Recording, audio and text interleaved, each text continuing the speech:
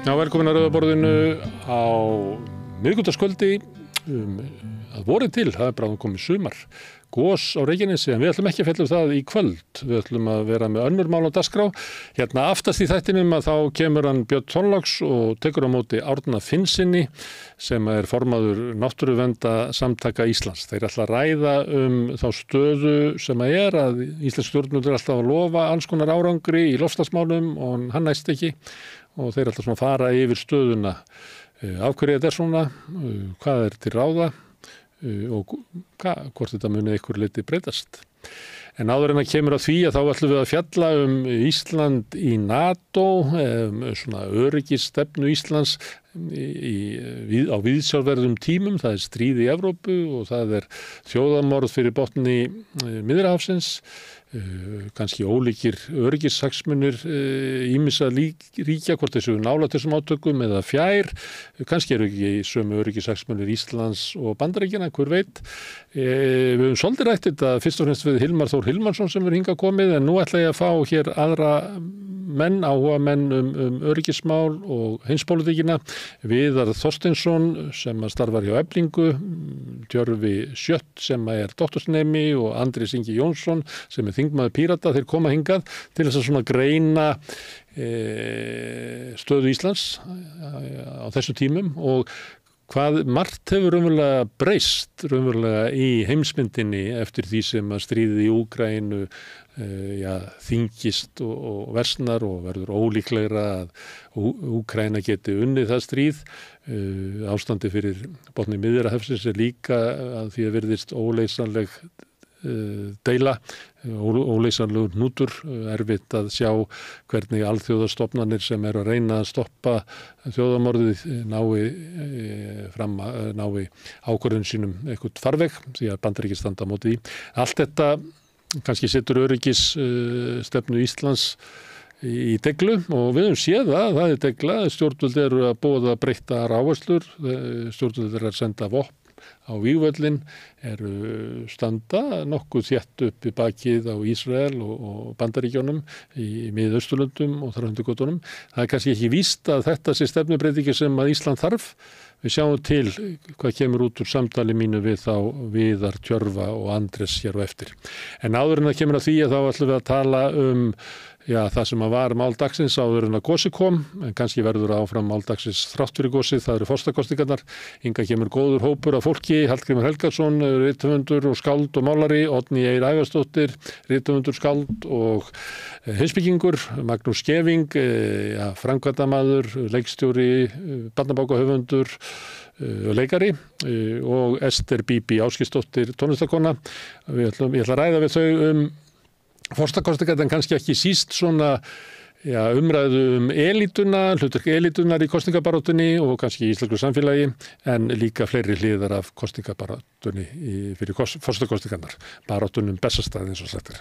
Þetta er prógramið í kvöld, líflegt og fjörugt að vanda hér við Rauða borðið, en áður en að við snúum okkur á viðtölum dagsins vil ég minna ykkur á að þið getið slegist í lið þeirra sem hafa byggt upp samstöðuna, það eru áskrifendur. Þeir eru núna komnir eitthvað 1300 manns sem að leggja til samstöðunar og tryggja það að við getum haldið út í sendingum og búið til þætti hér. Ef þið viljið slást í lið þá getið þið farið inn á samstöðun.is, það er hnappur sem ástendur áskrift. Þið getið skráð ykkur fyrir áskriftinni sem er 2500 krónur, þið megi borga meira þið viljið og þið sem að kjósið getur látið áskriftin að renna sem félagsgjöld inn í Alþýðufélagið og það er Alþýðufélagið sem á og rekur samstöðuna fyrir 2500 krónur.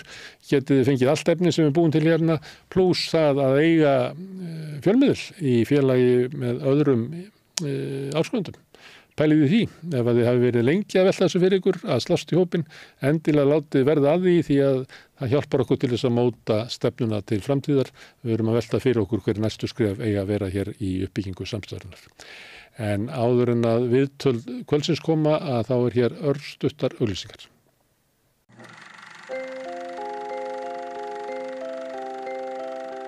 Tíminn. Stundum virðist hann silast áfram. Stundum standa í stað og stundum eins og hann líði allt of hratt. Tíminn er okkar dýrmætasta eign því hann fáum við aldrei aftur. Þess vegna mikilvægt að nýta hann vel og selja hann ekki ódýrt.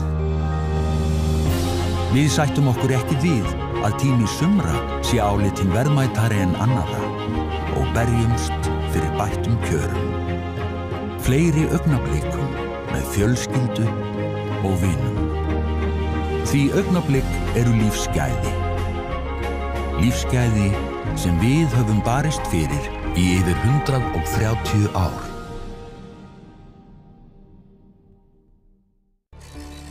Erfiðleikar heimila verkafólks hafa hríðversnað frá árinu 2021. 6 af hverjum 10 félögum í Eflingu eiga nú erfitt með að ná endum saman. Hvernig getum við réttlætt það? Efling stéttarfélag. Barátta fyrir betra lífi. Allir þættir samstæðvarinnar eru fáanlegir á öllum helstu hlaðvarpsveitum. Já, ég ætla aðeins að reyna að fá þögn við borðið til þess að geta kynnt inn þáttinn, en við ætlum að ræða sérst forsetakosningar eins og við höfum gert þetta við rauða með ýmsum lægi. Því að það ekki alveg gefið hvað þessar kosningar eru og hvað það að draga fram og allt það og ég ætla núna að fá hingað góðan hóp. Magnús Skeving sem að hvað, Magnús? Ég veit ekki, bara Magnús Skeving? Magnús Skeving bara? Já.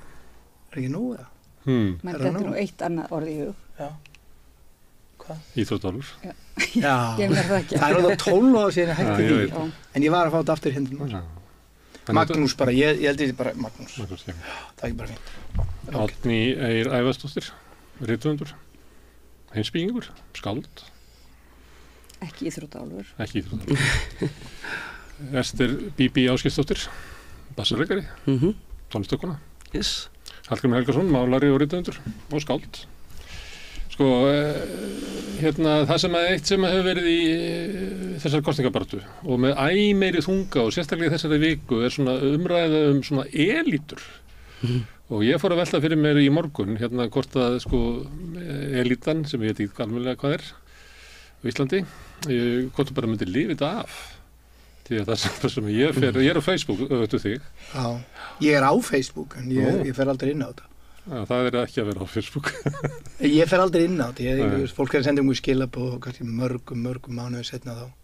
Þetta sé ég að það eitthvað mjög áríðandi hjá að svara. Ég hefði engu tíma þannig. Ég hlusta mikið á alls konar, ég fer mikið á podcast og hlusta mikið á fréttir og svona fréttafíkill. Og hlusta á svona mikið af viðtölum við fólk og les mikið af bókum og svona, elska að lesa bækur og reyna að lesa bara eins mikið og ég get. En ég hefði aldrei ennum tíma. En hefur orðið varfið þessi hjaðningavíg innan elítunars? Ertu að meina að elítan í Íslandi sé á niðurleið? Það er svo erfiðleikum með þessar kosningar og sérstaklega með frambúð Katrínar Jakobsdóttur. Nei, það sem mér fannst áhugavert við það að vera að reyna að setja það út í umræðina að þetta embætti sé svona áhrifalítið. Þetta sé svo sem ekkert svo merkilegt embætti og mikið á svona fólki sem Stein Nólína sagði reyndar ágætlega, ég man ekki alveg hvernig orðaði, en hún sagði eitthvað þeir sem eiga og þeir sem eiga og ráða. Eiga og ráða, eitthvað sem hún sagði, nota eitthvað svona, alveg ágætlega sagt sko. Og þá kannski það fólk sem þar, það segir að það sé ekkert svona merkilegt embætti og reyna að gera svona lítur úr þessu embætti einhvern veginn, en svo eigið það alveg ótrúlegum peningum í núna allt hínu á síðustu metrónum í bara auglýsingar út allt með sinn kandidat sko. Þannig að þetta hljóða mynd fer alls ekki saman þarna sko. Og ef þetta líka businessfólk, þá myndi ég halda það, myndir halda fast utan krónuna sko, myndi ég halda, þannig að einhver nú greiðin á bakvið sko. Ég meina það hlýtur að vera það, ég trúi bara ekki öðru sko. Það enginn sem svona free lunch sko, í þessum heimi, í elituheiminum sko. Þú gefur og þú tekur sko. En ég stundum svona skoða þegar ég sé eitthvað vera að lýsa yfir stöðningi þá ég svona rifjað upp eða flett upp hver var í tengslinn sko. Og oft það eitthvað tengsl, eitthvað sem hefur fengið eitthvað eða verið eitthvað þar í eitthvað aðstöð. Er þetta ekki bara það? Er þetta ekki bara fólk sem að ferðast mikið saman, þetta í embættum, þetta í háum embættum með eitthvað svona þannig og þetta fer í sömu ferðarlaun og sömu flugleðnar og hittist á sömu viðbörunum og eru bara alltaf. Það er vinsælu krakka klíkan.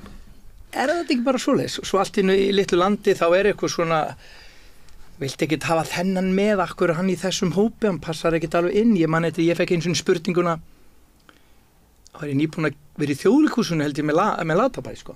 Þá fór ég eitthvað svona fyrsta partí sem ég fór inn í sem var eitthvað svona mikið að listamönnum og þá horfði einn listamönnum á mig frægur og held að hann yfir bara háskólanum eitthvað, listaháskólanum með mig. Hvað ert þú að gera hér, þú veist, þú gætir ekki eins og nefnt hver að syngja núna? Það var eitthvað svona að vera að syngja svona. Skemmtættrið? Já, nei, þetta var nú bara í hátölunum sko. Ég sagði þetta nú María Callas en þú getur ekki nefnt mér sko hver vann Formule 1 sko. og þannig það svo mikið hroki þarna sko í söllu sko. Þú sækist ekki eftir að vera við þetta borð? Nei, ég vil bara hitta fólk sko, ég elska fólk á mismunandi sviðum og ég á alveg vinni sem hafa hellulagt hjá mér eitthvað tíma stjættin og verður sín og rónar og ég hitti það bara það sem þeir eru á þeim stað sem þeir eru sko. Þannig að ég útiloka ekkert þó fólk þó að fara upp eða niður skalan sko. Þannig ég veit ekki, þessi elita held ég sé ekki beint svona peninga elita, ég held þetta sé meira svona, þú vilt vera í hópnum elitan. Þannig að ef það ekki boðið þá þetta sem smá vesen og vilt vera í einhverjum hópi. Þú óttast ekkert meira ef þú ert í hópnum eða á jaðri hópsins en að vera ítt út. Já, og það ekki gott og þú ef þú horfið bara á það, bara sama fólki alltaf í Þjóðleikhúsinu á þessum frumsýningum, bara sama fólki, ég bara tekið sömu myndina bara. Það alltaf sama fólki, ég bara skil ekki. Það bara svo dögulegt að halda upp í menningun líka. Ég menn, af hverju býður ekki fólki Maggi, þau eru með áskriftarmiða? Já, menn, af hverju býður ekki fólki sem verður aldrei í leikhús og getur upplifað eitthvað í fyrsta skipti? Af hverju ekki allir bara Nú er svo dýrt í leikhús. Af hverju býður ekki bara fólki sem ekki efnum að fara í leikhús til að vera alla frumsýningar? Hinn getur bara borga. Eða af hverju ekki? Nei, ég skil ekki, búin að sjá 300 sýningar eitthvað og 500 eða hvaða margar, allt sama fólki. Herðu, Árni, hefur þú tekið eftir þessu elítu stríðum? Já, ég eiginlega bara sérstaklega þegar þú hafði samband við mig og nefndir elítuna þá fór ég nú bara Það læri heima? Nei, ég fór bara aðeins að sjá sko nýjustu færslur á Facebook og það alveg rétt að það dálítið erfitt og þetta orð elíta kemur alltaf upp og ég þurfti svolítið að fara bara pæla í því, rifja aftur upp, hvað aftur elíta því að maður skilur það eins og í sko einbreiðar klíkunni eða elítunni sko þegar það virkilega svo samtrygging í pólitísku samhengi og maður veit að sko pólitísk elíta eða svona völd tengjast líka þá efnahagsviðskiptalífinu mjög oft og menningarlífinu og fjölmiðlunum og þeir sem eru með þeir sem eru að byggja upp elítu, þeir náttúrulega reyna að vera á öllum þessum sviðum og það svona þessi samtrygging og þá hugsa maður listamenn og svona, já, fræðafólk og listamenn sem það eins og þú ert að segja, það einhvers konar, það annars konar elíta og mér finnst bara okkur ganga mjög illa að ræða þá elítu því annars vegar er þetta fólk, listafólk sko, hefur barist fyrir því að halda einmitt sjálfstæði sínu, vera hvergi að mála og vera raunverulega virða margir finna til ákveðna svona ég veit ekki, bara líka við skildurækni að tjá sig og reyna að sjá fleiri sjónarhóttum málinu og þannig en maður hugsaður til dæmis elítu ef að Amnesty International berjast fyrir fólki sem tekið til fanga fyrir skoðanir sínar, tjáningu þeir sem ekki eru frelsaðir af neinum, þú veist, maður getur einmitt ímyndað þeir sem eru alltaf í sömu flugvélunum, það verður svolítið auðvelt að hafa samband við vini sína sko, og einhverju munu líklega leggjast á eitt að frelsa þá. Má ég spyrja þeir, síld og fisk í gamla daga, Þorvaldur í síld og fisk. Hann styrkti mikið að listamannum og safnaði mikið að listaverkum og svona. Var hann elíta til dæmis? Ég leit aldrei á hann sem svona elíta. Var hann elíta? Hann hefði auðvald. Hann hefði auðvald, en var hann elíta? Þú veist, nú er ég bara að velta fyrir mig, sko. Elítan getur samsettar ýmsu, þú getur átt auðvald og þú getur átt menningarlegt auðmagn. Já, þú verður ekki bara elíta þó eigið pening, eða? Nei, ekki út eintrjáningur ykkur stort í hodni, en þú getur notað auðvaldið. Kannski skilja og tengja Íslendingar ekkert sérstaklega við þetta orð, elíta. Kannski erum við bara of lítið samfélag og við bara einbytta okkur að því að tala það sem við skiljum og það eru klíkur og þetta eru klíkur og þetta eru klíkur sem að fara þvert á einmitt auðmagn og líka inn í menningarklíkuna sem kannski sterkasta klíkan með sterkustu röddina eða það svona mest opinbera klíkan. Já, það einmitt eiginlega betra að tala klíku og en líka, svo kemur bara þetta góða Já, mér finnst það einhvern veginn... En þá ekki klíka sem þú bara tekur alltaf sama fólkið aftur og sama fólkið? Það ekki skilgreining á hverju svona klíku? Jú, en klíka getur líka verið bara eitthvað fólk sem að vinna saman. Þú ert með eitthvað stórt listrænt projekt, eða bara eins og þú varst með þitt projekt, þú ert með vinna með fólk, það er teymi og þú treystir ákveðnum betur, kannski að þau eru unni með þeim áður og svoleiðis. Já, þetta er svona og hvenær verður það þá óeðlilegt? Það er sér að segja. Það verður óeðlilegt þegar að það myndast ákveðin samtrygging og raunverulega svona innherja, eða svona hagsmuna, bara raunverulega hagsmunatengsl sem að bitna á öðrum. Og núna þegar að við þessi sem erum að tjá okkur forsetakosningarnar, ég held að það sé svona mikill hiti í máluna því við erum einhvern veginn. Það myndast allt í einhverju space til þess að ræða líka við aftur að fara að tala hrunið og uppgjör við hrunið. Þannig að þetta er ekkert bara ég held, mér finnst allavega jákvætt að taka þátt í þessari umræðu og reyna pæli í hvar okkur finnst mjög erfitt að ræða málin vegna þess að við þurfum greinilega að vera dálítið markviss í að ræða málin líka eftir forsetakosningarnar og gera upp þetta, já. Ég hitti við þetta stjórnmálakonundaginn og hún var að tala forsetakosningarnar og náttúrulega Katrínu og allt þetta og Bjarna kannski líka og hún er náttúrulega umgeistuð þarna í þinginu og hún var að segja það er svo merkilegt með sumt fólk að það horfir í spegil og það sér ekki valdamanneskjuna. Það horfir bara á fallega unga konu eða myndarlegan mann eða eitthvað, það sér ekki sjálft sig sem valda elítu. Og þetta er held ég vandamálið með þessa elítu umræðu núna, að elítan er svolítið svona exposed núna og hún kann ekki við að vera kölluð elíta því hún vill ekki kannast við það. En hún er það sannarlega, ég meina, engin manneskja hefur nokkur sinni verið í meiri elítu sporum en Katrín Jakobsdóttir er núna, hún er forsætisráðherra í forsetaframboði. Það er ekki hægt að komast hærra í elítu en það á Íslandi. Og sama tíma vill hún ekki koma hingað í umræður og eini forsetaframbjóðandi sem vill ekki koma hingað í umræður sem mér finnst líka dæmi elitisma. Já, ekki út af sögu heldur. Yfirlæti hefur einkennt þessa klíku og mér fannst mjög flott að Auður Jónsdóttir gerði bara mjög flotta grein daginn þar sem hún bendir svolítið á klíkuna, potaræðis í maðan á henni og bara hugsaði, ok, hver er þessi klíka? Og klíkan bara kom út úr skápnum bara þá og bara fór öll á Facebook og bara aullaði framan í Auði og bara hugsaði, já, einmitt, þessi taktík, þetta yfirlæti, gera grín, þú veist, hlæja henni, hýja á hana, hýja á alla sem eru ósammála, þeir eru allir svo vitlausir og við bara komum út úr skápnum bara sama dag. Margir voru með það, hvað er þú að tala elítur? Er þú ekki barnabarn Laxness? Já. Eins og það myndi eitthvað Já, ég er náttúrulega Auður var nýbúin að líka lenda í því að vera kölluð elíta og hún, ég er alveg sammála mörguleiti, mér fannst grein Auðar vera flott, hún var dálítið löng og flókin svona, en hún var alveg svona þörf. Ég hlustaði á hana, ég mæli með því. Já, en síðan skildi ég þetta líka, ég verði að viðurkenna það, að þá sem að einmitt þeir sem að síðan komu út úr hólunum og voru að gagnrýna hana og verja Katrínu maður skildu þetta líka þá sá maður einhvern veginn betur hvað var svona mikil skekkja af því að þá snýst þetta á rauninni alltaf þetta persónulega samband sem hver og einn hefur við Katrínu og hennar persónuleika, hennar hæfileika og svoleiðis á meðan að allavega það sem ég reyndi að setja á Facebook og er búin að reyna, það er snýst eitthvað svona eins og formsatrið, þú veist, að manni finnist það jaðra við spillingu og vera spillinga að það sé hægt að fara bara úr forsætisráðherrastóli yfir í Sko þetta hefur náttúrulega verið gert oft á Íslandi áður að þetta manna hvernig Tórótsen eða þú veist það Nei, það var ekki svoleiðis.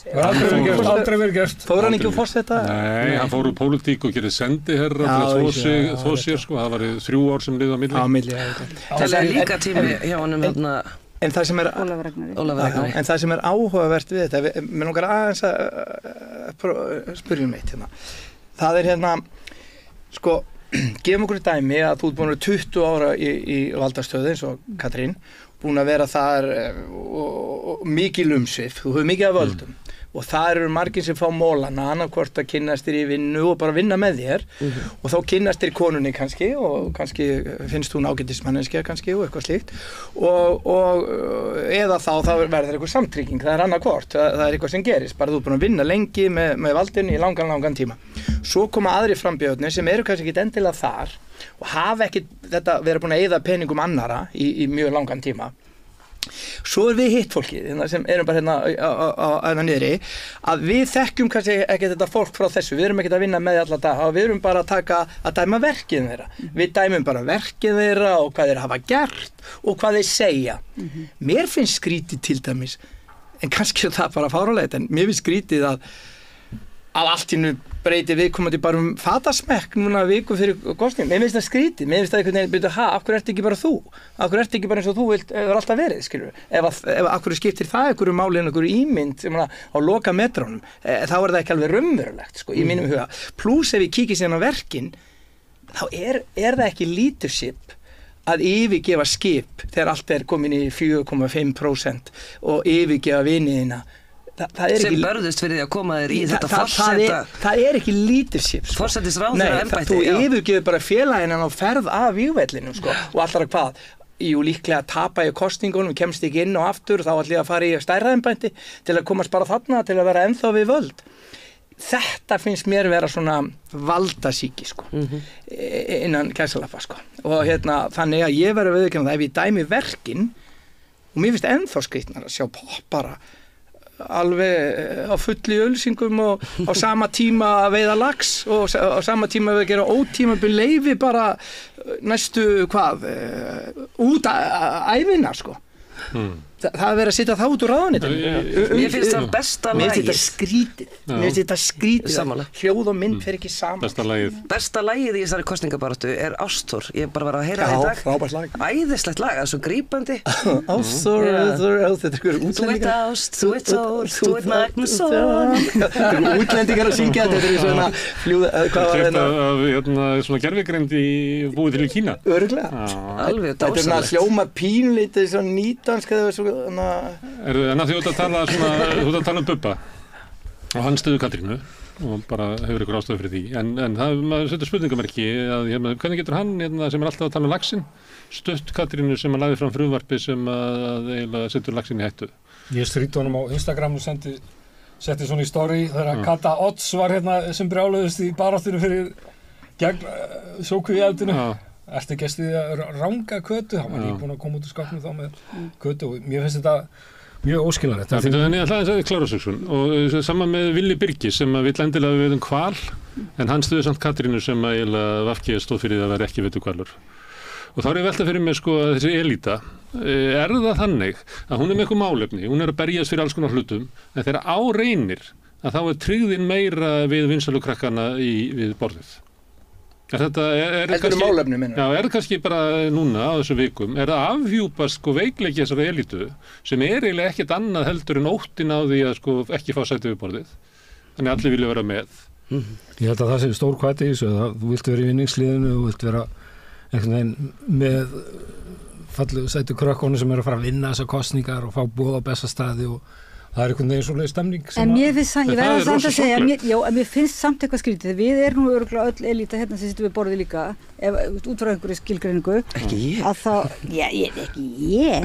En þá sko, mér fannst það svolítið gott, af hverju mega bara sumir menntamenn og listamenn semja lög og styðja hina frambjóðendur. Af hverju má Bubbi Víkingur Heiðar ekki styðja Katrínu?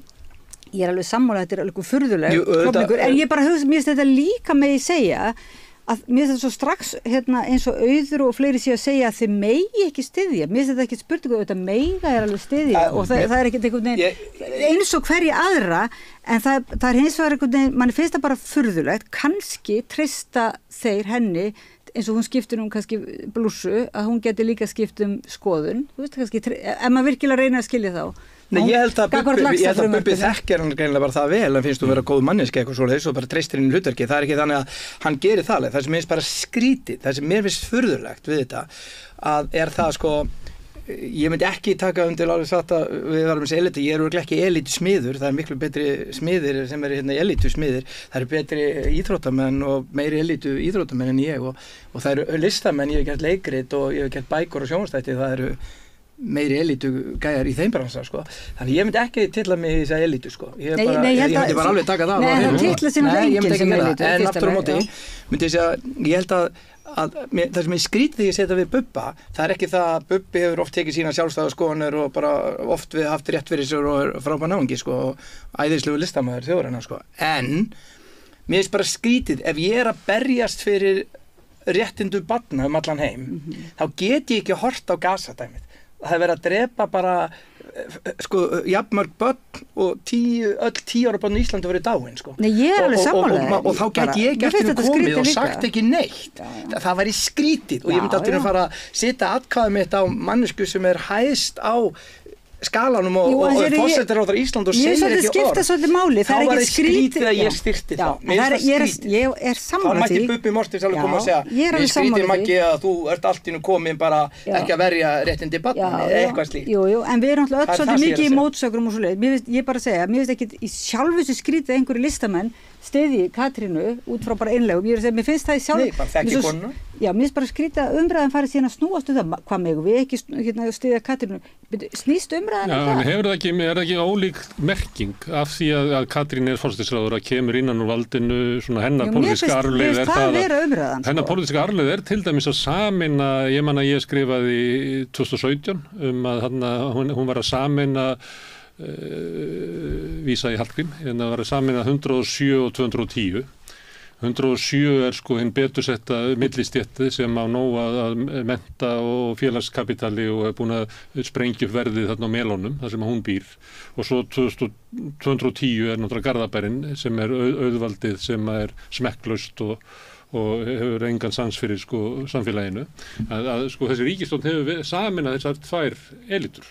Annars vegar auðmagnið og hins vegar sko mennta og félags og þetta er eiginlega, mér finnst þetta að vera... En kannast ekkert við að vera elitur.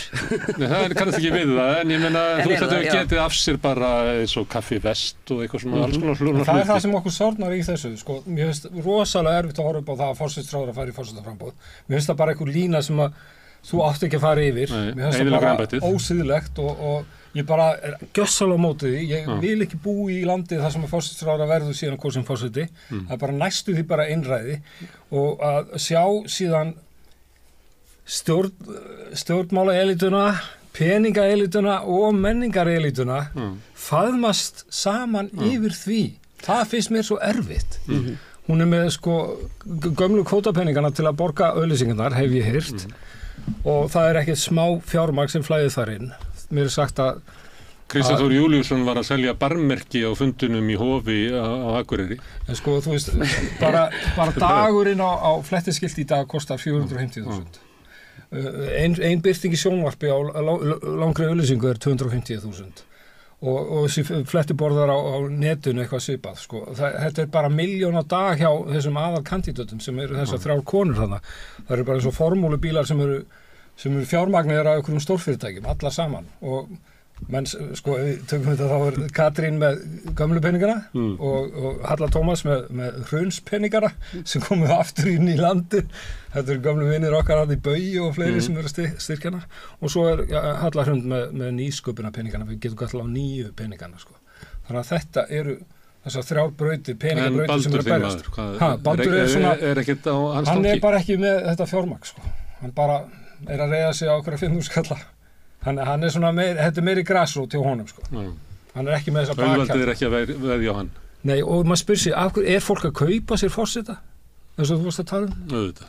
Og ég hef grunn til dæmis að viðskiptalífi vilji gjarnan eiga forseta sem hann getur ráðskast með og bara notað eins og eitthvað boðskort í útlöndum og 4 íbúðir og 3 í útlöndum og hellinga bílum og búin að kaupa allað og vini sem þú viltu auðvitað kaupa þig forseta. Sko, mér finnst það sko, ok, ég ætla að fara aðeins núna í annan gír, ég er eiginlega sammála hérna mörgum sem þið er að segja, ég ætla að fara í aðeins annan gír svo að við séum ekki öll sammála, svo leiðilt að vera í þættir sem allir eru sammála. Það er svo leiðilt sjónvarpsefni og ég ætla aðeins að, sko, mér finnst ég stundum að heyra þetta, þú veist, svona eins og peningafólki í Garðabæ, þetta er allt ömurlegt fólk og allir sem er einhverja peninga sé alveg ömurlegir og svona, þetta er svona pínlítið svona, það er bara að safna sama auðvaldið og þetta ég skil þetta þetta er alveg svona, en það sem ég er samt sko svo skrítið við þurfum að berjast fyrir því að það sé meiri jöfnuður. Ég held að það sé það sem á að vera bara fullu. Bæði forsetinn, kennarar, listamenn, hvað sem er. Þá berjast fyrir einhverju jöfnuði. það var að finna ykkur jöfnu. Pabbi minn var í Alþýðubandalaginu, mikill kennari og skólastjóri og hann fannst aldrei að einn ætti að faða meiri en 3 sinnum meiri en laun en næsti. Hann fannst að bara það væri orðið nóg bara. Þú veist, það ætti ekki að vera mikið meira. Þá bilið bara skrítið að ég fer á háls... Þannig var samfélagsumræðin svona 1950-60. Já, ég ólst eiginlega upp í þessu. Já, við ákváðum að fara frá þessu yfir í eitthvað allt annað. Já, heimilið mitt maður fullt af fólki sem átti ekki neitt, alltaf tekið inn, alltaf bara menn í baði heimið og með bara alltaf einhver maður bara þar og gæi sem kunni ekki að gera, fekk ekki vinnu, var rosa klára að gera við bíla og komst ekki gegnum bílpróf og kendi pappanum að taka meira próf og alltaf fór hann að keyra steypubíl og alltaf hann var í baði heima með einhver og mamma skildi aldrei hvað var í mat, sko, fullt af fólki alltaf á heimilinu, bara alls konar fólk og það er sko finnst mér að vera þannig jöfnur þar eiga sér stað og mér finnst að þessi taktík sem er verið að nota hún virki ekki alveg með því að vera alltaf elítan hérna megin og það er verið að búa til þess að gjá og þetta það fer enginn að vinna saman í svona umræðu fattiði mig og svo er það bara að kalla skautun þegar hérna, fólk að takast á raunverulega hluti. Já, mér finnst þetta svo mikill galli á umræðinni. Þá verður þetta ekki neitt varst þú að segja Garðabær er raunverulega? Ég bý nú í Garðabær og þetta er raunverulega. Ég bý ekki í Garðabær, sko. En það, þú veist, ég seldi að þessi sem er svo svipa. Nei, ég hjá líka eftir. Þetta er ekki að hjálpa. Þetta er svona alhæfingar. Já, en sko... Vitið út þessu ykkur helviti hjálparsveitina? Já, það er þessu kolparsveitina? Nei, ég veit það sem þú gæti verið. Ég er bara að benda á staðreynd að þeir sem eiga mikið auðvald að þeir hafa hingað til í íslensku menningu ekki stýrt menningunni. Það var reynt að gera það hérna. Lengi framan eftir 20. öld þá var menningin og félagslega auðmagnið var annar staðar og tók þátt í baráttu gegn auðvaldinu. Samanlega. Það sem að gerðist á nýfrjálshyggjutímanum og ríkisstjórn Katrínar Jakobsdóttur skilgetið akveimi af er það að menningarelitan giftist auðvaldinu og bjóð til þessa ríkisstjórn sem að saminaði 107 og 210 og það er frambóðið sem er núna í gangi. Ég er bara að benda á þetta. Já, en býtu, ég held að sé annað. Ég held að segja að þessu fólki, ég hlægi ekkert að þeir þegar ég sé hvaða mynd út með frá ofan hérna. Þú eru að athuga það, sko. Í gamla dag varstu með þennan draumum að enginn væri með meira en 3-falt hærri laun, en í dag er þetta bara orðið svo absúrt. Já, ég veit það. Einn af stuðningsmönnum Höllu Tómasar var að selja fyrirtæki fyrra fyrir 28 milljarða. Þú veist, listamannlaunin öll eru 1 milljarður ári. Þú veist, þetta er bara stærðir sem eru komnar út úr öllu korti. Og við getum ekkert, það er svo, þetta fólk bara getur kissið fossetta eins og ekkert séð, það kostar ekki neitt. Fjölmiðla, hvað sem er. Ég er sammála þessu, en þá þess kann skiptir það örugglega miklu máli. Þetta er eini fjölmiðlinn sem er ekki í eigu þessa fólks. Jú, en Gunnar Már, ég ætla bara að segja, ég ætla að taka þessu til. Það er alveg... Hver heldur að borgi út af sögu? Nei, en ég er alveg sammála þér í gróður, en þú getur ekki á þér setið að þurfa henda inn sko svona Garðabænum og 107, þú veist svona alhæfingar og kaffivest og svona, sem eru bara réttar, en mér það er ekki beinleiðis að hjálpa okkur samt, finnst mér, í þessari umræðu. Það getur ekki komið einhvern annan aðeins pól, þú veist, harta, og til dæmis að hinir listamennir allir, hérna, að þeir séu að kaupa sér forseta og við séu bara, ég meina, mér finnst þetta skrítið að listamennir er ekki að kaupa sér forseta, það er sem eiga peningan að gera það. Jú, en þú segir að þessi þið hafi algjörlega, hérna, eftir hrun þá hafi samtryggs, listamenniritin. Ekki allir, sko, Káká var að syngja ykkur öðru fundi og ég ætlaði bara að segja það. Helga er eitthvað þar og Hallgrímur er hér. Ég ætlaði auðvitað þarf ekki að taka það fram, en mér fannst einhvern veginn svona eins og það væri, þú veist, aðeins alhæfing, að það væri algjör samruni, það alveg rétt, það hefur orðið mikil skörun og allt og mikil samruni, fjölmiðla menningar, en það eru þetta einhverjir sem eru að reyna að vera óháðir og reyna að vera fyrir utan, reyna það virkilega, og svo eru líka sumir sem held ég bara, auðvitað nú er þetta hrókafullt sem ég er að segja, sko, en sem kannski fatt ekkert alveg að þetta snúist það, af því að þetta fólk sem, listafólk sem er að styðja Katrínu, ég er ekkert viss að það sé að styðja það að hún færi beint úr ráðuneytinu yfir í forsetann. Ég er á móti því hennar frambúið sérstaklega út af því. Svona, þetta er svona virkilegt svona stjórnskipulagslegt atriði. Ég held ekkert að hérna Víkingur Heiða sé eitthvað að styðja það, skilji eitthvað við. Þetta er svona þannig að þetta er svona... Þau eru að styðja bara því að það er hún. Já. Það eru þannig blind Já, fyrir því. Og ég er þá að er meina bara ég á það, sko. þetta og ég má þetta. Þegar við krakkarnir hérna á vinsalu krakkarklikunni, við megum þetta. Þegar við vitum að við erum svo góð. Þess vegna þurfum við ekki að fara eftir reglunum sem við kannski ætlum með hinni. Þetta er bara dæmi ekki svona getur verið að þú sért með eina smá blindu eina. Ég ætla að tjekka þig. Mér finnst hérna gestir mínir vera að snúa segn mér. Já, ég bara gæti verið með eina blindu. Sem ég hef aldrei heyrt í tala beint, en ég veit ekki hvort ég líti á þetta aðeins öðruvísi. Ég líti á þetta svona. Segjum, og nú ætla ég að auðvelda þetta eins og maður skilji hvað að segja. Segjum út með auðmagnið, peningana, svo ertu með menningaelítinu og segjum að hún komur vinstrinu og kemur upp og verður fósturráðherra. Katrín, sem dæmi. Og þú varst búin að segja að þetta væri búið að saman þetta allt saman innan súpu. Málið er bara það sem er svo yndislegt. Þau vilja bæði það sama. Völd. Það er fyrsta lagi. Í öðru lagi, þá er að sikkur völdin sem þeim vilja. Auðklíkan er alveg sama menninguna og listina. Við kaupum hana bara seinna mér, hún er svo ódýr. Við förum bara að kaupum hana af einhverjum, skilur við. Og styrkjum hana jafnvel, smá. En við viljum businessin. Við viljum auðavinn, við viljum fá resursana, við viljum fá komast í, þú veist, það sem þjóðin er að fara að missa næst og við viljum vera fremstir þar. Það var ríkisstjórnin. Akkurat. Ríkisstjórnin var það. Þeir megi fá auðlindirnar, en við fáum hérna kynrænt sjálfstæði. Já, og réttindamálin, við getum farið erlendis og tala réttindi og við erum fremst í þessu réttindum og fremst í þessu. Það var ríkisstjórnin. Akkurat. Og mér er svo hissa Íslendingar. Og þess vegna það það sem við erum að fá. Og allir eru að hissa að það gerist. Ég horfi bara á þetta, það mætti einn á Vinstri grænum áður fór í að búa til fyrir þetta áður fór í kosningarnar fjármál. Það var eitt sem mætti 20 skólamál og 40 umhverfismál og þeir hafa bara engan áhuga á því. Ef ég var í Sjálfstæðisflokkurinn og ætlaði að ná ykkur völd, það var ekki besti flokkur sem ég geti verið með. Væri Vinstri grænir. Það er bara ekki til betri flokkur. Þeir vilja bara eitthvað sem ég nefnir ekkert að þú að taka til þetta partí og sópa og bjóða ykkur vinninum.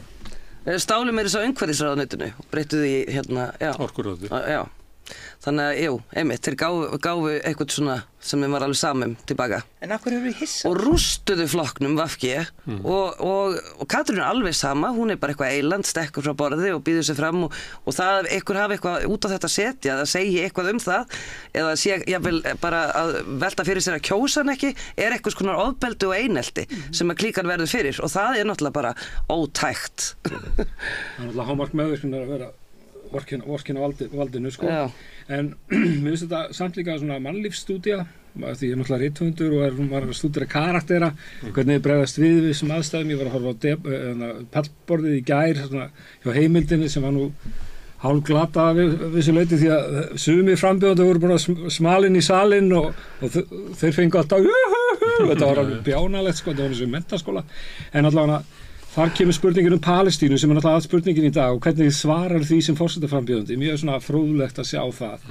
Og Katrín er náttúrulega búin að vera svolítið múlbundin af sinni ríkisstjórn með Bjarna Ben sem er náttúrulega stendur bara með Ísrael eins og fasisti og ætlar ekkert að gefa sig með það og hún hefur áttur rosalega erfitt með það mál innan ríkisstjórnar. En þannig gær þá var hún frjáls manneska að bjóða sig fram í forseta en svarið sem hún gaf var einhvern veginn svona mjög lögfræðilegt svar sem enginn gat hankaðan á hvorki fylgjendur Palestínumanna né Ísraelsmanna og þá sá maður að þeir voru komin í framboð með þetta fylgi úr öllum flokkum, Sjálfstæðisflokkurinn er að styðja líka kvótapeningarnir, þú vilt ekki styggja neitt, það eru kannski Ísraelsmenn með sína fylgjendur og þá ertu í vandræðum og hún gat ekki verið alveg svona frjálsa því. Og þetta síðan kom rosalegur svona debatt það á Facebook meðal fylgismenn Katrínar hvað þeir áttu líka erfitt með þetta að verja svarið hennar gagnvart árásum frá fólki sem er ekki samum ástandið á Gaza og þetta var mikil svona. En finnst ykkur ekki furðulegt með að þú ert að tala fjölmiðlana og þetta, finnst ykkur ekki skrítið hvað Hallin er sko hann er svo, þeir fela hann ekki lengur sko, þú veist bara Ríkissjónvarpið, Stöð 2 Morgunblaðið, það er bara forsíðu mynd með fánunum og öllu bara eins og það væri bara forseta borðið. Katrín tekur fórustuna svo fer hún 6% niður ekkert, það er ekkert frétt af því fréttum og RÚV, það fer í 10 fréttina sko, það er ekki fyrstu frétt sko og þetta er skrítið og Heimir því miður eins og hann er ágættur spyrjandi þá er þetta bara hann getur bara haldið á fánanum sko. Þetta er of mikið sko. Þetta er of mikið fyrir venjulegt fólk að horfa á Heimir sko. Már. Já, daginn þegar hann lét bara sem sagt konu út á götu hafði það með inn í klippinu sem hann var að mæra. Ég veit ekki hvort að hann klippti þetta eða hvort einhver annar klippari klippti þetta og hafði ekki vita á þessu. Mér finnst hann hafa verið til þess að hann er að ræða kannanir að ef að Katrín ekki efst að þá er alltaf tekið fram að sé sko tölfræðilega ekki munur en ef hún er efst að þá er ekkert verið að geta það. Sko í lýðræðisríki finnst mér þetta skrítið. Mér finnst í lýðræðisríki líka skrítið að allir fá ekki að taka þátt sem buðu sig fram. Ég veit að umræðan verður hundleiðileg kannski eitthvað svona. Mér finnst þetta svona skrítið að Samt var það besti umræðu þátturinn svo far. Pallborðið á Rúf. Já, Besti þátturinn. Það var stórskemmt. En það var líka í gærkvöldi, þá var í kólabortunum sem samstöðu sendu út og það var alveg rosalega skemmt. Það voru 4 frambjóðendur og mér fannst alveg verulega hressandi að hlusta á þau. Þau þurfa að reyna að gera. Og Steinunn Ólína var svo... Steinunn sagði nefnilega eina setningu þar sem að tengist þessu. Hún sagði það sem að við eigum sameiginlegt hér að við eigum okkur sjálf. Já. Og þá er hún náttúrulega að dissa Steinunn hafa komið rosalega skemmtilega. Mjög skeleg Steinunn. Já, mjög flott. Mér finnst Arnar Þór líka mörguleiti mjög góður og mér finnst Ásdís það var stólið smá svona kom með eitthvað alveg nýtt en í þetta og Ástóri var að tala friðinn í allan þetta er áhugavert og svo er það með þessi stuttu svör sem er alltaf alveg sniltingar Já, svo Helga Þórisdóttir var mjög flott í gær að útskýra þetta með persónuverndina og hvers vegna hún byggði sig fram og mér fannst það ekki vera hræðslu áróður það hvers vegna það þyrfti að passa upp á gagnvart gervigreind og tækni og auðhringjum raunverulega sem En margir af þessum frambjóðendum er einmitt að lýsa samfélagið þar sem að sko ákvarðanir eru teknar einhver stöðar utan lýðræðisins að þessi einhver klíka Já, eiginlega allir þessi sem 4 sem að raunverulega er búið að ákveða hvernig að stýra Íslandi og við erum bara svona hálfgerðir áhorfendur En mér finnst svolítið skrítin hræðslu áróðum, finnst ykkur það ekki? Þetta margir sem segja við verðum að hafa Katrín því hún þekkir svo marga og hún getur eins og það sé bara Já, minnst einhvern veginn hún er svo mikið tengslinett og kann og allir hrættir að við Jón Gnarr skildum að segja vitlausan brandar þá fer bara allt hérna kalda kól og við verðum gerða fíflu, minnst eitthvað svo skrítin eins og sé bara yfirvofandi eitthvað hræðilegt Ég meina að fá almannavarnir til að segja að kjósið Katrínu var ég myndi segja afleikur sko. Já, það er alveg langt gengið. Það er ekki verið að virka hann ótta, þú veist, að ef við ruggum eitthvað bátnum þá... Þetta er stórkostlegt í gær að sjá hana Jón Gnarr og Arnar Þór hlið við hlið. Þetta voru þeinar mestu andstæðu kannski í frambjóðahópnum. Jón var aldrei á íði alltaf einhvern veginn. Bara eins og ég sjálfur maður, þú veist svona skapandi fólk getur á mjög erfitt með að standa á svona jakkafötum en Arnar Þór, hann er frændi minn, sko. Uppgötaðist hann var góður í að standa í jakkafötum. Og hann var svo forsetalegur, svo flottur. Það er margt sem hann segir með alveg frábært, en það er þarna... Jón Gnarr var bestur samt hann í gær, fannst mér. Hann var mjög fyndinn. Já, hann var mjög... Já, líka bara hann... Ég ætla að segja aðeins tengsl, að þið vortu að tala hvert að Katrín hafi svo mikið tengsl. Það var einu sinni sá ég í Cannes, sem var svona kvikmyndahátíð. Það er allir topparnir í heiminu sem koma. Það er alveg forstjóri Warner Brothers og allt þetta. Það var forstjóri Sony og hann var bara með svona skilti. Nafnspjöld var að deyfa út. Það var alveg 300 manns í kringum hann bara og hann var alltaf busy og það var allir reyna að verja hann og koma svona. Svo hætti hann hjá Sony og var bara sjálfstætt. Þess að kann eftir árið. Talaði enginn við hann. Það var bara enginn að tala við hann sko. Bara enginn, hann hafði ekki valdi lengur var ekkert með Sony batteri, hann var bara sjálfur að reyna að hösla einhverja myndir og eitthvað svona og það var það enginn á því þannig að þetta tengslanett þegar þú ert komin út úr þessu skiptir þig engu máli sko. Það er málið að þú kunnir það er að þú kunnir að ná í tengslanetti Akkur haldið að Páll Magnússon hafi lesið fréttir þegar hann var útvarpsstjóri Hvað segirðu? Akkur haldið að Páll Magnússon hafi lesið fréttir þegar hann var útvarpsstjóri Það er hvað að gera. Nei, bara til þess að vera fólkið í efnalöginni þekkta þegar það kæmi, sko. Af því að þú missir bara þegar fræðin bara hverfur svona og þá allt í einu ert ekki með þessa forkynningu sem að henni frægu hafa hvað sem þú kemur. Og ég held bara að átta sig á þessu og taldi það að vera bara besta sem ég geti gert fyrir lífsitt var að lesa fréttir. Af því að þetta er náttúrulega privilege að þurfi ekki að kynna sig og... Það er forskot, alveg 100%. Það er, en nú er Steinunn til dæmis vel kynnt, ég meina þjóðin ætti að þekkja Steinunn. Hún er í hlutverki gagnrýnanda sem að við lifum í samfélagi sem að gagnrýnandinn það er fyrstu viðbröður alltaf það er eitthvað að honum, það er samfélaginu. Það er eitthvað að samfélaginu. Já, byrju, af hverju ert þú svona reiður hérna? Það finnst öllum svo umulega að vera að gagnrýna. Ég held að Steinunn sé bara svolítið að stíga sko, svolítið svipað á Elísabet Jökuls. Fórustusætið hjá Steinu var náttúrulega bara eiginlega svona sjónvarsviðburður. Já. Það var stórkostleg framist. Það var æðislegt, alveg æðislegt. Hún hafði svör við öllu, sko.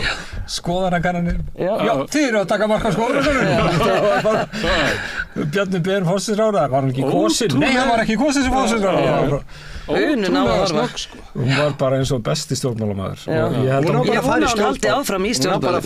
Hún er alltaf svarað þessu og hún vill ekki bara fyrir, ég heldur hún hafi sagt eitthvað staðar fyrir ég á með vinstri hendina heldur hún að fara inn á þing. Já. Hún er bara að gera það. Já, af hverju? Hún hefur svo mikið að segja, ég skildi ekki. Eftir þetta breytir hún sko. Ég held til dæmis að sjá með Elísabetu hvernig hún fór. Hennar karriér var alltaf svolítið svona erfiður og ströggl. Svo fer hún í þessa kosningabaráttu og allir halda þessi algjört rugl hjá henni að gera þetta. Og hún fær eitthvað 2% eða 4%, ég má það ekki. En allir voru sammála það var svo gaman að hafa hana, hún var svo frumleg alltaf, góð svör hjá henni. Mér finnst eins og síðan hafi allt bara gengið inn í hæginn, hún bara hefur fengið öll velun sem hún geta fengið bara síðan þá sko. Þannig að kosningabaráttan gerði henni rosalega gott sko. Þetta mæla með því, hún hefur sagt það sjálf, þetta var svona einhver sjálfsvinna. En Andri Snær sagði nú ekki beint það sama. Hann sagði þetta verið, ég held að hann hefði sagt 1,5 ára að jafna sig eftir þetta. Já. Af því þetta náttúrulega Andri Snær náttúrulega maður sem hefur alltaf gengið vel í lífinu, alveg frá byrjun. Ég held að þetta hafi verið fyrsta svona erfiða sem hann lendi í að tapa forsetakosningu. Já, það ekki við Katrínu Jakobsdóttir, að hún hefur fengið allt sem hún hefur beðið Hún er náttúrulega algjör sólargeisli ábíla við kvöldverðarborðið, yngst, það verið ábíla verið, hún er alltaf heim með einhvernarspjöld upp á 9,7, þetta sé dúks sko í prófi. Hún er dúksaði öllu í lífinu. Kannski hún að fá í fyrsta skiptu höfnuna æfinni. En hún dúksaði líka með því að vera formaður stjórnmálaflokk sem núna er algjörlega komin í svaðið. Og kannski við kosningarna sko. Getur líka unnið sko. Kannski fær hún allt sem hún vill. Kannski fær hún allt sem hún vill, ég vona samt ekki. En að því að þú varst að tala áðan svona, þetta með að skipta yfir að vera forsætisráðherra og þá var það kannski er það möguleiki að gera þetta en mér hefur fundið svona eins og hún sé ekki að þessu, hún fær stundu tækifæri til þess að svara því í hverju þessi breyting felst. En hún svarar alltaf með sama hætti. Hún sagði, ég var búin að ákveða það núna í vetur að þetta er síðasta. Löngu áður að hætta í stjórnmálum. Sem er bara einkanlega ákveðan. Þannig að mér finnst hún eins og hún upplifða aldrei að hún þurfi að útskýra fyrir okkur hvers vegna afstaða mín sem forsætisráðherra gagnvart Gaza, þessi, en nú er ég orðið forsetaframbjóðandi og þar leðandi hef ég þessa afstöðu. Þannig að mér finnst hún aldrei ná þessu að útskýra hverju munurinn er. Nei, ekki sem embættismaður einmitt. Hún útskýra ekki sem hún bara svona einmitt, persónulega útskýra það, en aldrei, svo segir bara, það enginn er ómissandi og svo bara einmitt stekkur hún frá borði. Hún var í viðtali Mogganum bara daginn eftir hún tilkynni frambóð og vinur minn horfði á þetta viðtala og hann sagði bara, svo fekk hún spurningu pólitík og þá svaraði hún, nú ert þú að spyrja mig sem pólitíkus, sem ég er ekki. Og það voru 24 tíma liðnir. Og þetta bara, hún fannst þetta bara, þetta er ekki hægt. Það er ekki hægt bara fara inn í herbyggi, skipta föt og koma út aftur. Þetta er ekki heiðarlegt. Ég skil ekki af hverju viðtöl við hana er ekki klift saman. Bara tekið aftur í tíman og klift saman öll viðtölum. Þar sér maður og hún hefur leikið þá list sem ég held að Íslendingar fíli. Sem Íslendingar bara svona þjóð, þá getum við ekki verið í svona konflikt. Við eigum svo erfitt með það og þá er það að ferði í svona miðjuna og þú veit báðu megin og ég hef satt þetta áður hérna, þetta er hóstið. Þetta er kallað hóst, þú kemur og ætlar að syngja lag, tekur hóstið áður, upptökan tilbúin og ef að lagið er lélegt, það var svo skrítið, ég var svo hás, þess vegna var lagið lélegt, en ef það var gott, skrítið hvað það var gott með hvað ég var hás. Þannig að þú ert báðu megin við þetta og þannig er hún sem stjórnmálamaður, eru alltaf verið og hún er alltaf þegar þú spyrð, ef þú myndir koma til hennar og spyrja bara hreinlega út, Katrín, hún er í heita potti, er potturinn heitur eða kaldur og hún veit ekki hvað svar við viljum fá, þá myndi hún segja það er opbóðslega gott að vera í heitum potti en það er nauðsett að fara líka í kaldan pott og maður segir bara, það er mælir í pottinum segðu mig hitastig, bara er það 42 gráður eða hvað er þetta en hún getur ekki sagt það og hún hefur leikið þennan leik endalaust og mér finnst Íslendingar einhvern veginn eins og fyrirsækinn sem nóg, greinarnar eru svo stuttar nennir enginn að fara dýpra og þá einhvern veginn bara flæðir þetta einhvern veginn og maður fær svona nett svona, þá vil ég frekar geðsjúklinga sem bjóða sér fram og segjast ætla að sprengja upp heiminn, ok, þá ætla ekki að kjósa þig og hann ætlar að sprengja upp heiminn. Heldur að þykjast ekki ætla að sprengja upp heiminn og segja að það óbúslega gott að sprengja heiminn stundum og stundum nauðsynlegt kannski að drepa ykkur börn, það alveg nauðsynlegt að gera það, en svo nauðsynlegt líka að vera rosalega góð við börn. Mér finnst þetta skrítið. Ég vil ekki þetta svar í líter í neinu formi og bara ég skil ekki að Íslendingar vilja þetta og það bara, ég bara skil það ekki. En það ekki þess vegna sem við erum með, þetta ekki bara eitthvað menningar elítur eitthvað svona sem ósátt, þetta alveg svona dálítið mikið mál, af því við erum ekki bara að kjósa okkur forseta, það eins og við séum, finnst mér að einmitt pæli, það eru margir allan sem sætta sig bara ekki við þetta lengur. Hún að fara að representa okkur. En svo erum við auðvitað margir sem finnst líka aðdáunarvert hvernig Bjarni það alveg sama hvað sannast á hann af glæpum, hann alltaf bara kemur glæsilegur og... Sáuð hann að dansa í Malaví? Það var æðislegt. Ég held að Malaví-listinn myndi hafa gert honum svo gott en þá kom hann í gær og stóð bara með Ísraelsstjórn þegar að sprengja flóttamannabúðir. Já, en býðu hans þarna, sko, þarna verð ég að verja Bjarni aðeins, sko. Vegna þess að hann allan segir það þá. Það væri miklu verra ef að Bjarni myndi segja, herðu, ég elska öll börn, sko, mikið verra. Þá frekar hef ég valið, ég ætla að kjósa Bjarni eða ekki Bjarni. Mér finnst þetta heiðarlegt. Og ef við erum að tala heiðarleika og eitthvað frekar átt að skjóta því bara ekki bakið. Ekki skjóta mig bakið. Það má hann eiga morðingi minna, hann skaut orðið í augun á með þegar ekki labba Keflavíkurgönguna og kaupa svo vopn með vinstendi. Ég get þetta ekki, sko. Og ég er svo reiður yfir þessu. Ég sorgmættur, sko. Var að tala um að reiðin, það kom mér mest á óvart, hvað reiðin mikil bara frá venlegu fólki sem hann þekkir ekkert, bara einhver Reinhard Adolfsson í Hveragerði, þú veist, hann bara brjálaður og svo bara reistið, hún bara svika kata og bara, vá, hvaðan kemur þetta allt? Ég held að ég væri kannski eitt hérna og Gunnar Smári og einhverjum fleiri að tala um þetta. Nei, það er bara mjög margir. Það er sagt að kanningum 42% sem vilja alls ekki að hún sé, eða síst af öllum. Og hún þarf að fara í gegnum þetta andof með sitt 20% fylgi. Og ég held að það sé bara ekki hægt. Síðustu viku fannst mér eins og hún væri að takast. Hún var að sigla þessu land. Ég verði að dásta henni hvað hún ótrúlega dugleg í kosningabaráttunni. Hún bara svo Duracell kanína, hún bara fer út allt og hittir alla og heldur fundi og þú næga orku. Hún var ekki að vinna í COVID, hún var ekki að bók í COVID. Hún lét bara ekki segja COVID. Ef ég var á launum í 5 ár hérna í róleitum og 4 ár og var fullt af peningum, ég nefndi ekki að hlaupa hérna ef ég ætla að vera forseti. Vakinn, þú ert harðastur og öll. Nei, ég bara skil ekki hver okkur þreyttur Nei, það er svona, ég ekkert að móti henni, ég þekk hann ekki neitt og nú ég bara representa hérna kjósenda kannski sem úti, sem að dæma bara verkin og það sem hún segir eitthvað svona, hún ekki að svara spurningunum í þessum þáttum. Hún yfir það hafin og það finnst mér verst, hún alltaf með þetta yfirlæti. Þetta stærsti hópur kjósenda, það eru þeir sem vilja ekki Katrínu, það er 42%. Ég hef kosið Katrínu áður 22%. Og hún sveik allt sem hún sagði standa fyrir. Ég ætla aðeins varandi að þið vorum að tala um elítuna og þú nefndir hérna Bjarni sem kæmi alltaf og lifði alltaf. Ég hef hérna dundan með það í mörg ár að andmæla þessu og segja það að við erum með skoðanakanir sem sýnir afstöðu almennings og samkvæmt afstöðu almennings að þá ber fólk ekki traust til þessa manns, ekki nokkurt. Þetta er óvinsastur stjórnmálamaður sem hefur verið til á Íslandi. En af því að elítan stjórnar því hvernig hann birtist okkur í fjölmiðlunum og í hvernig aðrir stjórnmálamenn láta, þarna sérðu hvernig elítan virkar. Bjarni Ben með teflon gagnvart elítunni, en hann ekki með neitt teflon gagnvart almenningi sem fyrir löngu búin að afskrifa hann. Þetta kemur það til þess fram bara í undirskriftarsöfnunum, það eru 78% sem vil ekki sjá hann í forsætisráðuneytinu. Þetta er ekki maður með teflon, en það er hins vegar vinsælukrakkaklíkan sem er svo ánægt alltaf með hann.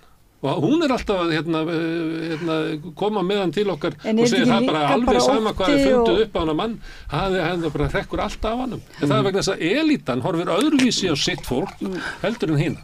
Og klæddi hann í grænt ullarvesti þegar þau voru að innsigla ríkisstjórnina með Katrínu Jakobsdóttur, það voru klædd í stíl með græna litin.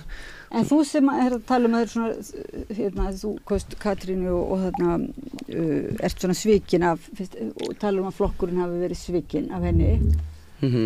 Er ekki samt margir sem hafa verið sviklun sem að samt standa með henni. Jú, ég meina og hvernig skýrur svona, hvernig hægt að skýra það? Hún, sko það var náttúrulega byrjaði í VFG þetta þessi svona leiðtogadýrkun og hún var alltaf presentur sem leiðtogin og foringin og þá fóru svona rennamann tvær grímur. Voru þetta orð sem voru notuð? Já. Okay. Og svona byrjaði að hylla undir hana einhvern veginn umfram alla aðra og einhvern veginn þekki maður bara engan og VFG nema Katrínu Jakobsdóttur og það var held ég bara alltaf stefnan að, þú veist, hún var andlitið, hún var sú sem ætlaði að leiða þessa 107 og 210 saman, hún ætlaði sko aldeilis að redda þessu, hún ætlaði ekki að gremjast eins og besti flokkurinn, hún ætlaði ekki að klappa fyrir henni ef við tekist það. Já, svo segja þau bara all í einhvern sjónkverfingaleik bara bravo, hún gerði það, hún leiddi saman, hún ólík sjónamið og kom sínum mál, hvernig, hvað? Flokkurinn dó og jú, eins og þú segir, það kom einhverjum málum áfram sem að Sjálfstæðisflokknum var samum og hún gat ekki einu sinni ákveðið með Bjarna Ben að myndi kjósa með vopnahlé, forsætisráðherra. Þannig að þú veist, þeir gáðu skít í VFG. En þetta ekki svolítið svona veikleiki oft vinstri pólitíkur og til dæmis núna með Kristrúnu, hún þessi leiðtogi, eða bara kannski ekkit vinstri pólitíkur, bara allar pólitíkur, það núna við þurfum að fórna okkur prinsipum að því okkur byrja svo veik og við náum aldrei saman við, þannig að núna bara einmitt þessi leiðtogi það á að bjarga okkur. Já, leiðtogin svo sterkur að þessi anarkismi að við verum öll frambóð kvennalistir sko vorum öll en núna þurfum við bara að prófa eitthvað nýtt og kýla á leiðtogan. Stundum þegar ég horfa á Kristrúnu í dag þá finnst mér eins og þessi að horfa á Katrínu bara í byrjun ferils sko. Það svona viðvörunarmerkin blasa við sko. Bæði það að hafa verið ráðist á hana ef hún ekki fullkomin sko, hún verið gagnrýnd frá vinstri, hún verið gagnrýnd frá hægri líka, en líka það hvernig hún ætlar að svona reyna að höfða til breiðari hóps og gera málameilanir og hún náttúrulega búin að gera það og maður svona, ég búin að samþykja það, en svo kemur að flóttamannamálunum og maður ekki ennþá búin að sjá stefnuna hvernig hún verður og þannig að það svona varúða merkið. Eini munurinn sá að hún með 30%. Hún gæti hugsanlega verið þá í meirihluta í ríkisstjórn. Já. Hún gæti verið þá Sjálfstæðisflokkurinn í næstu ríkisstjórn. Sem náttúrulega breytir öllu. Jú, auðvitað, og það væri áhugavert að sjá alla þyrpast Samfylkinguna og sjá hvernig þau myndu leysa úr því að vera stærsti flokkurinn. En við náum aldrei þetta afbyggja bara það að það sé eitt sterkur leiðtogi. Hvað getum við ekki fundið upp eitthvað annað? Var ekki búið að tala um eitthvað annað? Það var reyndið í borgarstöð 78, það var bara nei, það er engin leiðtogi. Fáum einhvern verkfræðing út í bæ. Egill Skúli Ingibergsson var glataðasti borgarstjóri allra. En þetta besta líðræðið að það séu margir, að það sé einhver stefna, flokk sem að margir eru sammála og henni sé fyllt, ekki einhver leiðtogi sem þykist vita betur en það. Hvað finnst ykkur að ég skil ekki alveg, við erum að tala um að Kata Sjóman og Bjarni Vesti og allt þetta, hver væri góður þá? Hvað var svona ykkar huga? Í forsetaembætti? Nei, það var ekki til forsetaembætti, heldur bara í, hvaða stjórnmálamaður? Ég myndi ekki vilja fá neitt svona leiðtoga, sterkan leiðtoga. Þú myndi aldrei vilja fá sterkan leiðtoga? Nei. Ekki þessi hugmynd þennan leiðtoga með þessu úr segja sem að raunverulega leysir samræðan á hólmi eins og líka svolítið núna. Af hverju eru þið að bjóða ykkur fram? Katrín kemur út flott, ekki bara spara okkur þetta vesen, einn flotta leiðtoga og meðan þetta er bara stórkostlegt. Það er auðlýsingin á strætóskiptunum Ísland á sterka forystukonu. Akkur ættu að vera að finna eitthvað nýja, hefur ekki bara notað hana? Davíð Oddsson notaði þetta náttúrulega leið að vera einhver samræða, átti sér stað einhver svona samræða einhver grundvallarmál, þá var alltaf talað um að hér væri glundroði og þetta væri svo óþægilegt öll þessi umræða og enginn geti komið sér saman, þannig að raunverulega þetta er alltaf bara diss á lýðræðið að við munum aldrei koma okkur saman neitt og þið viljið bara rífast. Ég á alveg draumastjórn að ég myndi treysta Kristrúnu og Jóhanni Páli og ég myndi treysta Þórhildi Sunnu og Andris Inga í Pírötum og mér finnst þetta flott fólk og ég bara bind mikla vonir við öll sko. Það kannski endar það hins vegar með ríkisstjórn með Sjálfstæðisflokknum. Það gerði það 100%. Það gerði það síðast þegar það verður 100%. Eða Fransson kopur ekki inn. En má ég spyrja, nú er þú náttúrulega nær þínum manni í forstakostingárum. Sko, ertu þá ekki dálítið litaður hérna núna í umræðinni? Jú.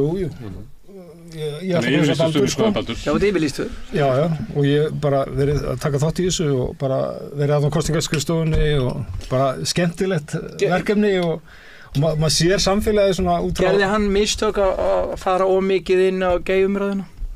Mér finnst það ekki. Mér finnst það ekki nógu þar, sko.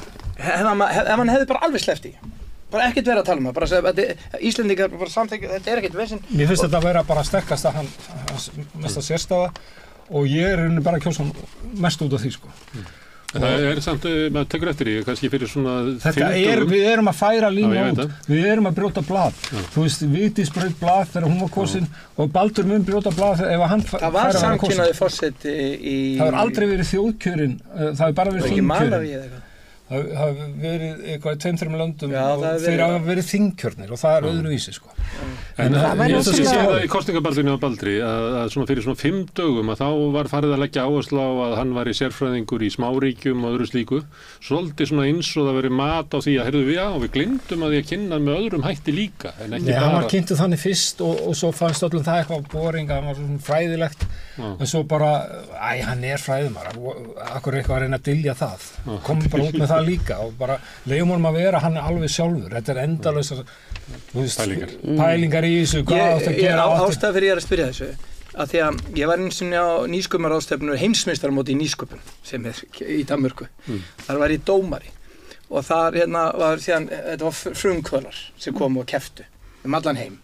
Svo kom upp á svið og það var einhver maður að tala og var að spyrja svona, kom ykkur og vann ykkur verðlaun og var að spyrja, hvernig var þetta og svona. Svo vann ykkur kona, eða 2 konur. Og þá kom þessi klassíska spurning, hvernig að vera kona sem frumkvöðl? Það ekki ömurlegt, skilur mig? Og ég leita á þetta þannig, þetta var svo mikið diss að þurfa að fara með einhvern flokk niður á þegar maður er kona, akkur ertu ekki bara frumkvöðl, bara hvernig eru til hamingju með akkur þú þarft að fara þarna. Þú þarft að fara að berjast fyrir fleiri en bara þínu. Já, akkur þarft að vera eitthvað stærn, þú ert bara frumkvöðl hérna í þessu því þú ert að gera. Mér finnst það sama þarna, einhvern veginn, þú ert bara að bjóða sér fram fyrir forseti og ég man eftir í handritskrifum það var að vera að skrifa kannski inn í gamla daga fullt af svo að við verðum að hafa einhvern gay hérna, við verðum að hafa einhvern í hjólastól, við verðum að hafa einhvern svartan og hvítan og allt þetta á milli, asískan og eitthvað svona, það var að reyna að búa til svona, já. Núna í dag er oft bara samkynhneigðir karakterar en þeir eru ekki nefnt að þeir séu samkynhneigðir. Það er ekki svona, kemur hvergi fram í þættinum auðvitað og það þóttu bara allt í við erum bara komin yfir þetta aðeins. Ég veit að bara átt að samkynhneigðra er ekki búinn, sko, ég er ekki að segja það. Veist, hann er fyrsti maðurinn sem sem fer í forsetaframboð og það verður að fjalla þess að það er viðburður og hann er að ryðja braut, kannski vinnur hann ekki en hann er þá búinn að ryðja þessa braut og næst, þá kemur þetta kannski, þá er ekkert verið að spyrja um það og þetta er eins og þættirnir hafa þróað svo lengi, þú er búinn að gera þetta svo oft að þú nennir ekki að taka lengur fram að við komum til þessi hommi og eitthvað svona og það er náttúrulega bara eitthvað draumaland sem við erum ekkert komin í ennþá. Hann fekk náttúrulega hörð viðbrögð, hann var sagður að hafa verið á okkur kynlífsklúbbum sem voru bara hommastaðir í París eða eitthvað. Sem var bara fárað, auðvitað má hann bara vera þar, hvað var skiptið það? Já, en þú veist, hvert á það að fara, hann var hommi og auðvitað fór hann á hommastaðir. Það var það kynlífsklúbbari hjá mokkanum, sko. Þannig að þetta var... Ég held að þjóðin takit ekkert svona, ég hef ekki hitt nokkurn mann, sko. Nei, já, svo ára sem hann var fyrir, hvað þetta var, held ég að við bara styrkt hann frekar en annað. Já, ég held að Íslendingar sé komin lengra. En mér finnst svona Baldur vera, hann kemur svolítið svona frá öðrum stað en hinni frambjóðunir. Hann er utan á landi, svo eini sem er alveg upp út á landi og hann hefur verið í námi erlendis og hann fræðimaður í Háskóla, hann er með þessa samkynhneigðu fjölskyldu og svo hefur hann átti fjölfatlaðan bróður sem var mér alltaf mjög erfitt og hann þekkir það hvernig að vera í þeirri aðstöðu. Þau þurftu að flytja í bæinn út af honum, svo dó hann, svo hafa verið 2 sjálfsvíg í fjölskyldum þeirra, hans og félagsar út af fíkn í vanda og þau eru búin að missa fólk og þetta er rosalega lífsreynsla þarna líka og mikil saga og mér finnst hann koma með meiri dýft kannski heldur en hinn kandidatarnir að þessu frambúði, sko. Já, ég held reyndar að margir þessi kandidatar við þurfum að kafa á ég meina Steinn Nólin er búin að gangi í gegnum ýmislegt og ég held að margir af þessu fólki hafi gengið í gegnum ýmislegt líka, sko. Ég held að það meira að tala um þess sem eru 6 efstu. Ég vil meina að Halla Tómasdóttir til dæmis núna, ég held að hún vinni kosningarnar. Ég held að Halla Tómasdóttir. Erum við komin að það núna, erum fólk að tala fyrir sínum frambjóðum? Nei, ég er ekki búin að ákveða hvað. Nei, ég er ekki búin að ákveða hvað. En þú, Odni? Alveg? Já, ég er búin að ákveða. Okay. Ég ætla að kjósa Jón Gunnar. Jón Gunnar? Já.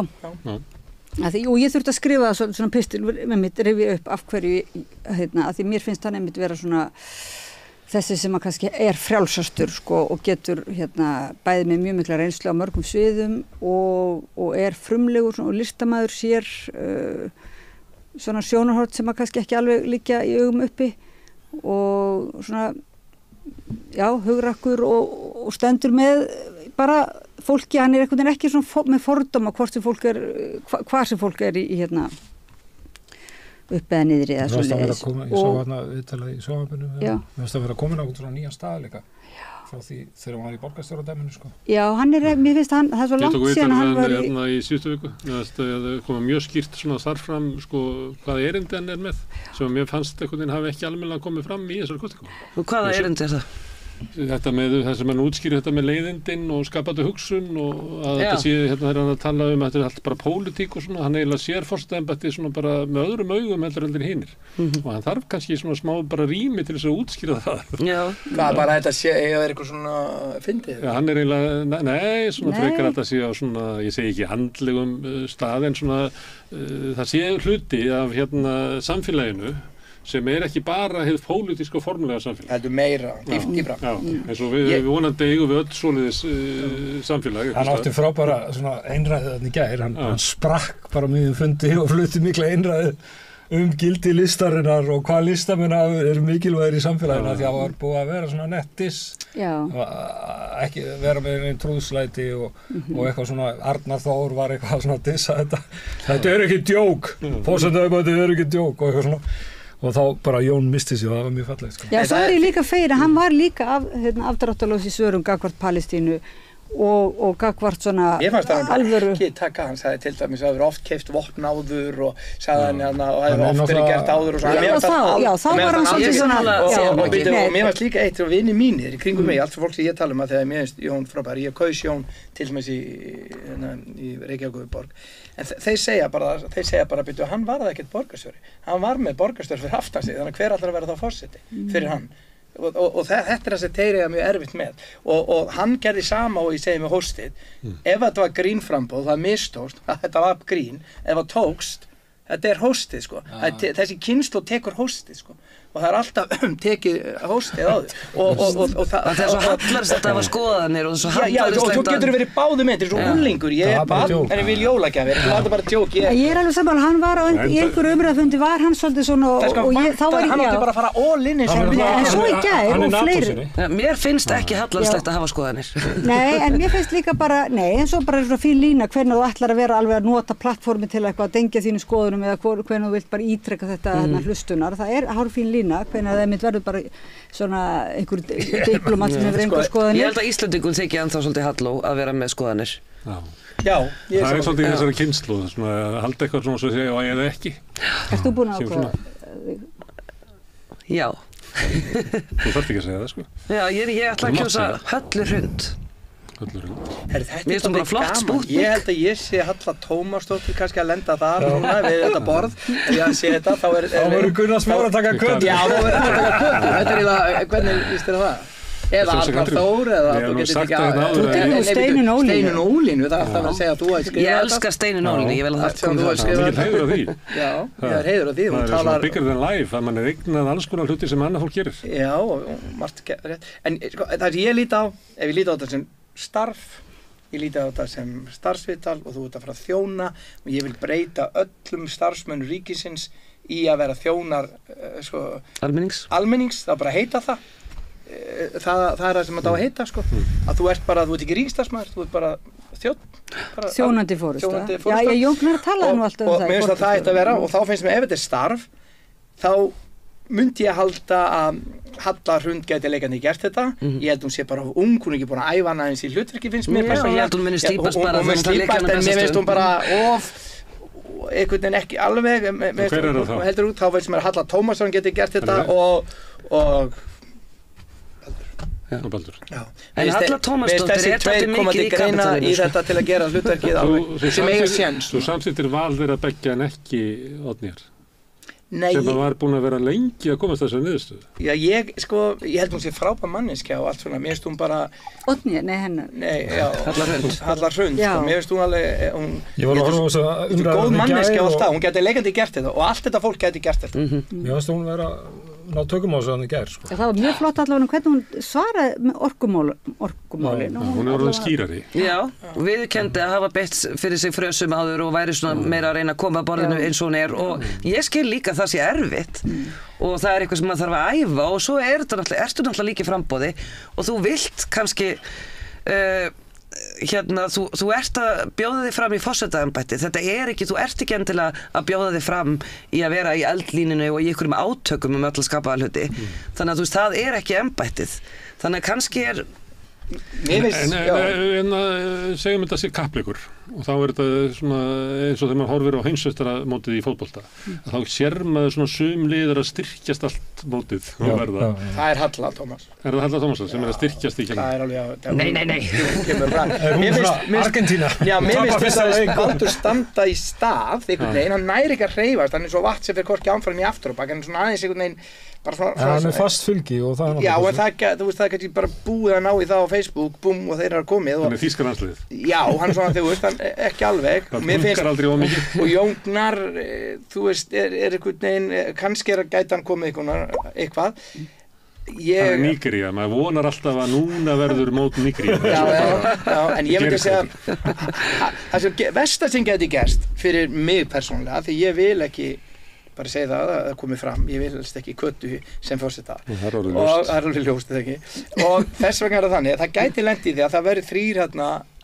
svo hátt hérna, alveg að dansa við línuna að hvar dettur fylgi af þessu þegar að eins og mínir vinir sem eru hérna óákveðnu en vilja ekki köttu Þá segi ég Hallar Hrund. Já, þá er vesenið. Hvar átt að sitja? Það var eitthvað sem að skrifaði, ég held að veri Björn Brynjólfur, sem að skrifaði á Vísi. Við skulum binda samtökum það að kjósa þann sem að verður efstur af þessum í Gallup á föstudaginn. Það eru mínu vinir, eru þar bara. En ég er að móti því. Gallup er bara að spyrja einhverja 3000 manns og þeir takk ekki afstöðuna með helmingurinn að þeim. Ég ætla að vera að gera upprið gegn Gallup. Það sé bara að benda þann sem að þeim finnst bestur og það sé bara fer.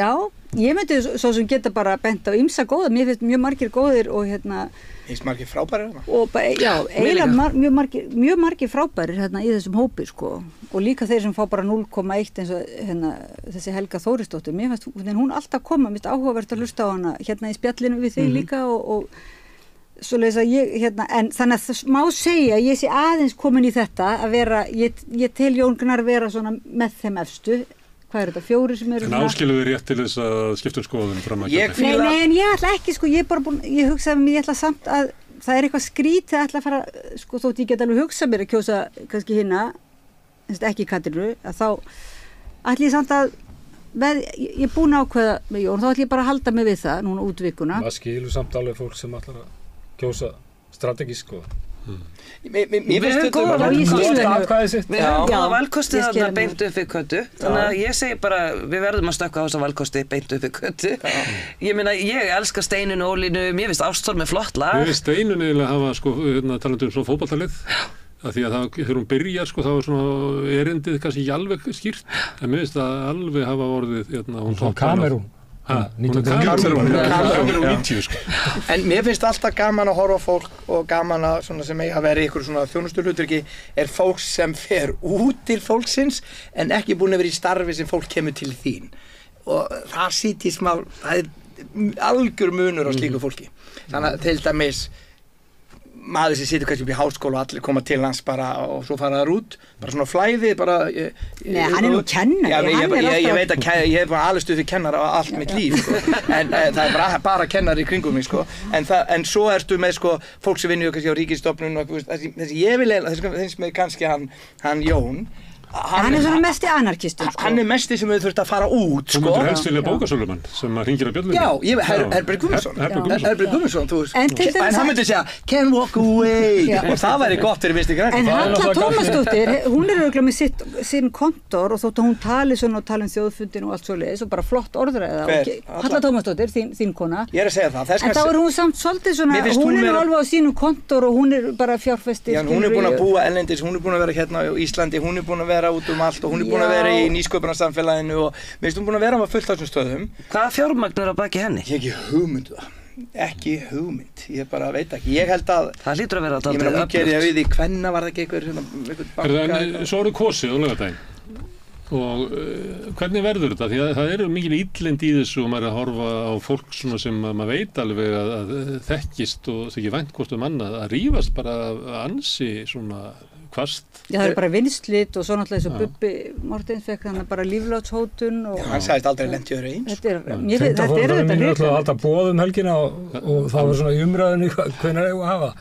Já, ekki á laugardaginn, þá var allir að kjósa og svona, það má ekki vera að taka fókusinn að því en á sunnudaginn. Nei, þá verða götuóeirðir og þá Það er að spyrja, hvernig heldur það sunnudagurinn og mánudagurinn? Þá er endurtalning í Borgarnesi. Það er með kassa og mitt og stimpla. Ef það verður þannig á mánudaginn, þá er bara komið hversdagur og allir búin að gleyma þessu kostum. Nei, þá er þingið, það er smá bútur á þinginu að koma. Það er svona þingir að fórsta. Já, þá kemur Bjarni allar að keyra í gegn hann á nokkru mál og þá kemur okkar maður og keyrir þetta í gegn. Hvernig svarið þú manst eftir kosningunum 68, ekki? Sumir eru ekki ennþá búin að gleyma þeim. Nei, ég veit það. Þetta gleymist ekki. Þetta verða ör og ég bara hef áhyggjur af því að við getum ekki talað við hvort annað bara. En eru við ekki sammála því samt? Þó við sem að gagnrýna Kötu hérna dálítið svona mikið og við erum búin að vera að gera það dálítið. Hérna eru bara 1, 2, 3, 4, 5 á móti. Sko, við erum búin að tala alltaf mikið um Kötu hérna. Við erum búin að tala um hana svona 45% af tímanum. En það var samt nauðsynlegt. En það undirstrika það að ég er svo ósáttur við að mér finnst hún hafa eyðilagt þessar kosningar. En gæti, ef það er mánudagur og hún er kosin, er það ekki allt í lagi samt, þú veist, hún fer alveg, hún veldur þessu embætti alveg allt í lagi. Já, hún er betri forseti en forsætisráðherra. Ég myndi halda að það væri betra að fá hún úr því, ég myndi segja það, en, já. En myndin að ríkisráðsfundi, þarna sittur hérna Bjarni Benediktsson og Sigurður Ingi og millið er Katrín Jakobsdóttir. Það er hryllingsmynd. Haldið virkilega að Bjarni nái að halda þessu út? Hann getur ekki farið og klúðrað annar í ríkisstjórninni. Hann bara getur ekki. Þannig ég held að nú sé eiginlega opin búð bara fyrir VG og Framsókn að fá allt sitt í gegn. Því að Bjarni lítur bara að segja já við öllu. En hvalveiði frumvarpið, því var frestað fram yfir kosningar. Það er mjög áhugavert. Af því að ef hún leyfir hvalveiðar, þá bara er flokkurinn komin í 0,3%. Og Katrín er ekki kjöri.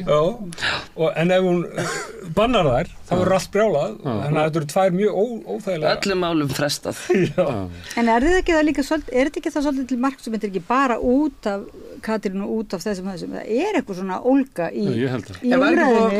Og líka þegar við byrjuðum að taka með elituna og svona átökum þetta og svona sem er eitthvað svona skilgreining hver er ég og svona, ég held að þetta hafi svona muni hafa áhrif á hérna samfélagsumræðina. Já, og líka hver er ég og hver eru til dæmis listamenn og hver eru elita og hvar er ábyrgðin og svona. Ég held að það sé bara mjög hollt að við séum Ég veit ekki hvað, ég heyrði það ekki þar, ég veit ekki hvað þetta sé rétt, en það væri búið að búið til embætti ef að Kata vinnur ekki sem sendiherra á Spáni eða í Fraklandi. Já, að búið til sendiherra á Spáni. Já, það er og það er að koma í Madrid núna, þannig er hún ekki send þangað á. Jú, kannski verður það bara best fyrir hana líka, kannski verður það bara gaman. Það er gaman fyrir hana. Gott fyrir hana að búið í útlöndum. En það er hérna, já, þetta er allan rosalega spennandi kosningar.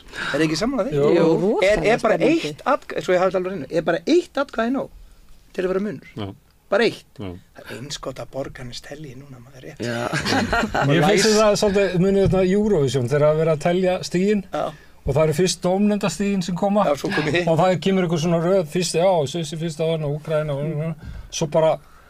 svo kemur símakosningin og það fyrir alltaf flott. Mér líður svolítið aðeins að sé þannig núna, við vitum ekki hvað kemur. Nei, þess vegna ekki að vera að treysta þessu Gallup. Nei, það er bara að láta vaða. Ég held að það væri lang skemmtilegast. Klósa bara sinn. Ég heyrði á Stöð 2 frekar en RÚV að það var sagt sko fyrstu tölur úr Reykjavík, það myndi segja nákvæmlega hvernig þetta færi. Sagði hver? Fréttamennir. Það er bara gengið ekki. Það er eftir að ég held að skipti máli utan kjörfunda atkvæðin geta verið öðruvísi. Já. Þannig að mér fannst þetta alveg alrangt. Þeir verða búin að tella 60% atkvæða á miðnætti og þá 4 var liggur þetta ljóst fyrir. Það, sko, ég meina síðustu kosningar, þá verður valla komna fyrstu tölur bara fyrir klukkan sko 12 eða 1, sko. Ættu að vera búin klukkan 4 eða 10 morgunin, hvað er náttúrulega að vera búin í 10 morgunin eða 4, það var eitthvað tala sem við sagði. 4 nóttina verður búin með allt. Svo koma atkvæðin frá Tenerife í lokin og breyta öllu. Og bara óstrík, við erum ekki bréf á 6 mánuðum setna. En þetta er gaman ekki? Ég hugsaði að það myndi lendi í því að vera jafnt. Það verður bara nákvæmlega sama talan. Svo er á leiðin með sníklapóstinum hérna eitt bréf sem einhver skrifaði fullir á Tenerife. Þetta er endurinn á bíómyndinni. Já, þetta er endurinn á bíómyndinni. Svo opnar og það er bara tekið út og það sést bara í lokin. Það var þessi sem var fórseti. Þetta er allt saman. Kannski endur þetta svona, en við sláum botninni í bili í umræðinu forstakostingar. Magnús, Valdný og Bíbí og Hallgrímur, kærar þakkir. Takk. Takk fyrir. En ég ætla að setja hérna áfram og ræða allt önnur mál. Við ætlum að ræða NATO eftir augnablik. 60% eflingarfólks á erfitt með að ná endum saman. Hvernig er hægt að réttlæta það? Efling stéttarfélag. Barátta fyrir betra lífi. Samstöðin er í eigu hlustenda, áhorfenda og lesenda. Já, herðu, við ætlum að ræða NATO eða, hvað við segja, svona öryggisstefnu Íslands í víðsjárverðum heimi. Það er náttúrulega margt að gerast út í heimi. Það er þessi þjóðamorð á Gaza, studd af Bandaríkjunum og mörgum ríkisstjórnum í Evrópu við mikil mótmæli almenningsvíða. Það er Úkraínustríð sem er ekki að linna, er að versna og þar eru ráðagerðir að gefa í, að fara að skjóta á skotmörk inn í Rússlandi, að senda hermenn til Úkraínu, það hefur verið rætt það í ýmsum löndum. Það eru mikla breytingar. Íslendingar hafa tekið þátt í þessu og eru farnir að senda vopn á vígvöllin sem er stefnubreyting, þó svo að stjórnvöld hafi verið að gera lítið úr því kannski. Þannig að það eru tilefni fyrir okkur að ræða þetta. Ég hef gert það svolítið hérna við rauðaborðið, alltaf þegar Hilmar Þór Hilmarsson á leið bæinn, þá kemur hérna við rauðaborðið og við ræðum þessi mál. Mjög áhugavert viðtal sem við tókum við hann hérna fyrir skömmu, fyrir svona 2 vikum, og hann skrifaði áhugaverð grein á Vísi sem að var á Ísland framtíð í NATO, sem að kannski þykir djörf framsetning. En það er bara einfallega þannig að það eru ólíkir öryggishagsmunir sem eru inni í hernaðarbandalaginu NATO og sem að mun reyna á næstu misserum. Til þess að halda áfram þessari umræðu hef ég fengið hér 3 áhugamenn öryggismál, alþjóðamál, heimsvaldastefnu kannski. Viðar Þorsteinsson sem er framkvæmdastjóri innan Eflingar. Fræðslu og félagsmál, CEO. Já. Og Tjörfi Sjött sem er doktorsnemi og Andrés Ingi Jónsson sem er þingmaður. Verið velkomnir. Takk. Ef að byrja á því að velta fyrir okkur, er staðan í heiminum og okkar heimsluta þannig að það sé tilefni til þess að við ræðum gaumgæfilega öryggishagsmuni Íslands? Viðar. Já, ég held að það hljóti að vera það og bara öryggi okkar, öryggi barnan okkar, framtíðina sem að í vændum er. Þannig að ég bara stend sjálf með því að hugsa mikið út frá bara börnunum mínum, sko. Ég hugsa það hvaða svona heimsmynd er mögulega í fæðingu, sko. Vegna þess að það er, held ég alveg klárt, að það eru raunverulega hræringar að eiga sér stað bara akkurat núna. Það er að gerast akkurat núna og ég er handviss það, þú veist. Stundum veit maður það ekki fyrir en eftir á hvernig það er að gerast, sko. Og þá ásakar maður sjálfan sig að hafa ekki tekið eftir þegar það var að gerast, en það er að gerast núna. Hverjar eru þau breytingar? Já, það er eitthvað svona, það er eitthvað ójafnvægi að eiga sér stað og það kann að vera að, þú veist, sagnfræðingar framtíðarinnar munu horfa á þetta tímabil sem við erum í núna sem svona endalok á svona millibils ástandi, svona interregnum ástandi sem að má segja hafi byrjað bara með endalokum Sovétríkjanna kringum 1990, þar sem að var svona myndist ákveðið svona valda tómarum, og það eru Bandaríkin sem mann ætla bara að fylla upp í það og ætla sér að fylla upp í það og halda stöðu sinni þar og ætla að dóminera sem eitt heimsveldi, og það verði svona einpóla heimsmynd. En ég meina það margt sem að bendi til þess að svona það verkefni sem að kannski náttúrulega var, þú veist, má segja bara hafi hreinlega ekkert endilega tekist, ekkert endilega gengið upp. Kannski ekki verið raunsætt heldur? Nei, var kannski heldur aldrei raunsætt, en ég meina, já, það eru ýmsar spurningar auðvitað það, en að það, einhvern veginn svona tímabil þess að hægt sé að telja sér trúm það að þetta sé áttin sem sagan að stefna í eða eitthvað slíkt. Ég meina, ég held að það sé mögulega að líða undir lok, og ég held að sum af þessum hernaðarátökum sem við sjáum eru svona stoðir sem að að hrikta í og og þá sér maður að þá fyrir líka svona fer að stað svolítið þessi svona spenna og skautun í umræðinni, vegna þess að ég held að það ákveðin öfl sérstaklega hér á Vesturlöndum og svona meðal okkar og líka hér á Íslandi sem að voru búin að venja sig aðeins vel við tilhugsunina það að það væri komin einhver svona einpóla heimsmynd, og líka sagt, vegna þess að það tengist ákveðnum svona hugmyndu fólk sem gildi og hugsanir, skulum hafa það í huga. Þetta náttúrulega arfleifð kaldastríðsins, að kaldastríðið í hugum mjög margra var ekki bara svona einhver rá valdabarátta, heldur hún snýrst hugsanir og gildi og eitthvað slíkt sko. Og það þá líka það sem ég held að þetta snúist í huga margra, og ástæðan fyrir því að margir vilja stilla sér upp þá og einhvern hátt sko með Bandaríkjunum í þeirra baráttu fyrir því að halda þessari heimsmynd gangandi, þó svo að þetta kunni að vera mikið feigðarflan. Stjórnmálafólkið tekur mikla áherslu á þessu, talar að við sem að verja okkar gildi. Já, akkurat, það mjög áhugavert að heyra þessa gilda umræðu sem að svona svolítið svona einhvern veginn svo linsa sem að fólk virðist bara vera alveg ótrúlega svona ógagnrýni við að beita, og mér finnst það merkilegt, og ég vil náttúrulega reynda að byrja því að segja að þetta náttúrulega mjög æskilegt að fólk hafi gildi og standi með sínum gildum og allt það, en ég held til dæmis að svona þeirri linsu hafi mögulega verið svolítið svona misbeitt til dæmis á spurninguna til dæmis útþenslu NATO gagnvart Rússlandi og þau átök sem að það hefur síðan fætt af sér, og því ég held á endanum að þá það nú eiginlega ekki þannig í heiminum í dag að það sé endilega neinn svona sterk gildi endilega sem að draga sko, þú veist, víglínur milli herbúða.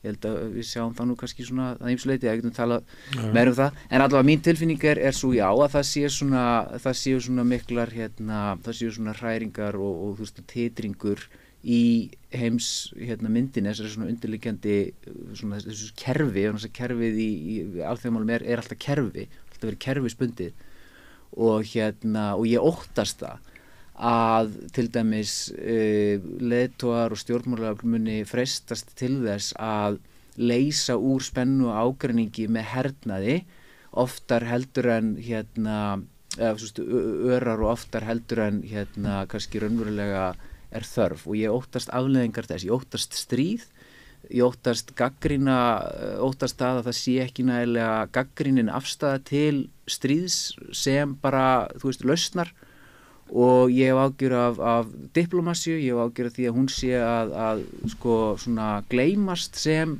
list. Mér finnst stjórnmálaleiðtogar á Vesturlöndum vera veikir þegar kemur að því að beita diplomasíu, ef hugur ekki til þess að beita diplomasíu, skilja hvað það þýðir, vera tilbúnir að færa hugsanlega það skammtíma fórnir sem þú þarft að færa til að geta stundað diplomasíu í þágu svona kannski, þú veist, hvað ég segja, svona heildarhagsmuna eða í þágu framtíðarinnar og barnana eða eitthvað slíkt. Ég hef ágjör á svona tilhneigingu til þess að vilja slá á stríðstrommur sem mjög hættulegt, og það býr til ástand þar sem verður til svona það sem var til dæmis kallað í sko þegar fyrri heimsstyrjöldin braust út, það var svona war fever, dómgreind, skynsemi, yfirvegun, jarðtenging og stilling fíkur út gluggann sko, og það blásið í herrlúðra og það verður til stemningin þar sem sko þú ert annarkvort með eða á móti og það kemur ykkur trú á það að stríð geti verið dygðugt, stríð geti verið lausn og réttlátt og geti og verið réttlátt og þannig ég hef þungar áhyggjur af þessari heimsmynd hvert hún að fara og maður upplifir svona þessa tilfinningu að það hætta á stigmögnun líka mjög víða vegna þess að það auðvitað það sem maður getur alltaf gerst og það hinn raunverulega hætta því að það sem við náttúrulega ekki breyst síðan í kalda stríðinu það að við erum ennþá með hernaðarstórveldi sem hrúgur af gereyðingavopnum sem að þau eru tilbúin til notkunar, kjarnorkuvopn, efnavopn, fleira, bara nefndu það og geta farið komist í þær aðstæður, geta náttúrulega slysast í þær aðstæður ef ekki gætt að sér, að það verði til svona hvatar fyrir þá alla aðila að byrja í sífellu að stigmagna sínar deilur meira og meira og meira. Má ég spyrja þig út í þetta Tjörfi varðandi stigmögnunina í Úkraínu af því að þú nú komið hingað stundum sem svona greinir á hernaðarstöðinni að það eru margir að kasta inn svona yfirlýsingum og kröfum inn á þetta bál að senda hermenn til Úkraínu, að skjóta á skotmörk innan Rússlands, annað slíkt. Sérðu þessa stigmögnun, eða hættun á henni vera að skapast? Já, við erum klárlega að sjá stigmögnun á stríðinu núna og það kannski meðal annars út af þessari nýju sókn Rússa þarna í Kharkov-héraði og þá lítur þetta illa út fyrir Úkraínu að þessu mögulega að fara að tapa og þá kannski svona einhver örvænting og þá náttúrulega tilhneigingi til að stigmagna átökin svar við því og þess vegna verið að kalla til því að gefa þeim grænt ljós, þeir hafa náttúrulega verið að skjóta inn á landsvæði Rússa en að gefa þeim opinberlega grænt ljós til að nota eldflaugar eins og attackun og svona til þess að skjóta inn á landsvæði Rússa fyrir landamærin 2014, þess að þetta ekki bara á Krímskagan og það myndi náttúrulega vera alveg fordæmalaus stigmögnun af því það í fyrsta sinn síðan í seinni heimsstyrjöldinni, það gerist aldrei í kalda stríðinu að stórveldi í svona proxy stríðs staðgengla átökum gáu sínum þessu ríkjum sem þeir studdu sínum proxys leyfi til þess að ráðast á heimasvæði hins stórveldisins það alveg bara fordæmalaust, það gerist aldrei í Kóreustríðinu, Víetnamstríðinu eða öðrum sambærilegum átökum í kalda stríðsárunum þannig að það stór stigmögnun og það náttúrulega núna eru Hverjir eru að leggja það til? Jens Stoltenberg hann búin að leggja það til yfir með NATO og hann náttúrulega ekki lengur forsætisráðherra Bretlands Boris Johnson og utanríkisráðherra, nú utanríkisráðherra Bretlands David Cameron og fleiri ráðamenn og margir þingmenn í Bandaríkjunum það eru búin að vera svona umræður þetta núna í Bandaríkjunum og utanríkisráðherra Bandaríkjanna hann svona gaf það í skinn hann Antony Blinken en svo virðist það ekki að samt vera ákveðið þannig að þeir eru svolítið svona tvístiga með þetta þó að það séu búin að vera mikla yfirlýsingar þetta núna af því að þeir virðast átta sig á því að þrátt fyrir yfirlýsingarnar að þetta náttúrulega mjög stórt skrif og mjög mikil stigmögnun og náttúrulega þar á undan var Macron forseti að tala að senda franska hermenn til Úkraínu og það náttúrulega mikið stigmögnun það myndi þýða að bara NATO væri bara orðið beitt þátttakandi í átökunum og það þýðir í rauninni bara stórveldastríð og þriðja heimsstyrjöldin og það var sem svar gegn því sem að Rússar fóru að stunda æfingar með svo taktísk kjarnavopn sem náttúrulega mjög óhugnaleg þróun af því að það líka rauninni fordæmalaust að vera að stunda opinberlegar æfingar með kjarnavopn eins og segja verið að undirbúa notkun þeirra og það var svona sem svar við þessu þannig að þeir eru svolítið ítreka þetta nei, þeir skulu ekki stíga hingað inn það var svipað þegar innrásin hófst uppalega þá setti Pútín kjarnorku herdeildir Sovétríkjanna á hvernig sem var að high alert og það svona þessi skilaboð nei, þið skulle ekki skipta ykkur af því að þá, þetta svokallar nuclear deterrent þessi fælingarmáttur með kjarnavopninu þannig að við erum klárlega að sjá þessa stigmögnun og svo náttúrulega líka það svo margt sem hægt að tala í þessu að Úkraínumenn eins og sé hafa verið að gera árás á landsvæði Rússa þeir gera meðal annars árás á radarstöðvar Rússa sem þeir nota til þess að bera kennsla á kjarnavopnárás þetta svo kallar early warning radar og þeir eru búin að gera árás á 2 þannig radarstöðvar og það líka fordæmalaust, það verður aldrei áður gerst þetta svo kallar strategic nuclear infrastructure að gera árás á innviði sem eru notaðir sko til þess að, já, í svona kjarnavopnamálum, til þess að bera kennsl á sko kjarnavopn, og það náttúrulega þannig sko í kaldastríðinu þá var talað sko ef það ekki kjarnavopna árás, þá var fyrst gert árás á þessar radarstöðvar, skilur. Það var þannig í þessum kjarnavopna sko áætlunum og Þannig við erum raunverulega nær kjarnorkustríði heldur við vorum í kaldastríðinu með Kúbudeilunni meðtaldri. Sko bæði Putin og Biden, forseta Bandaríkjanna og Rússlands hafa sagt það að núna séum við sko það sé meiri hætta á kjarnorkustríði heldur en að hápunkti kaldastríðsins, og þar með talið vantilega Kúbudeilan sko.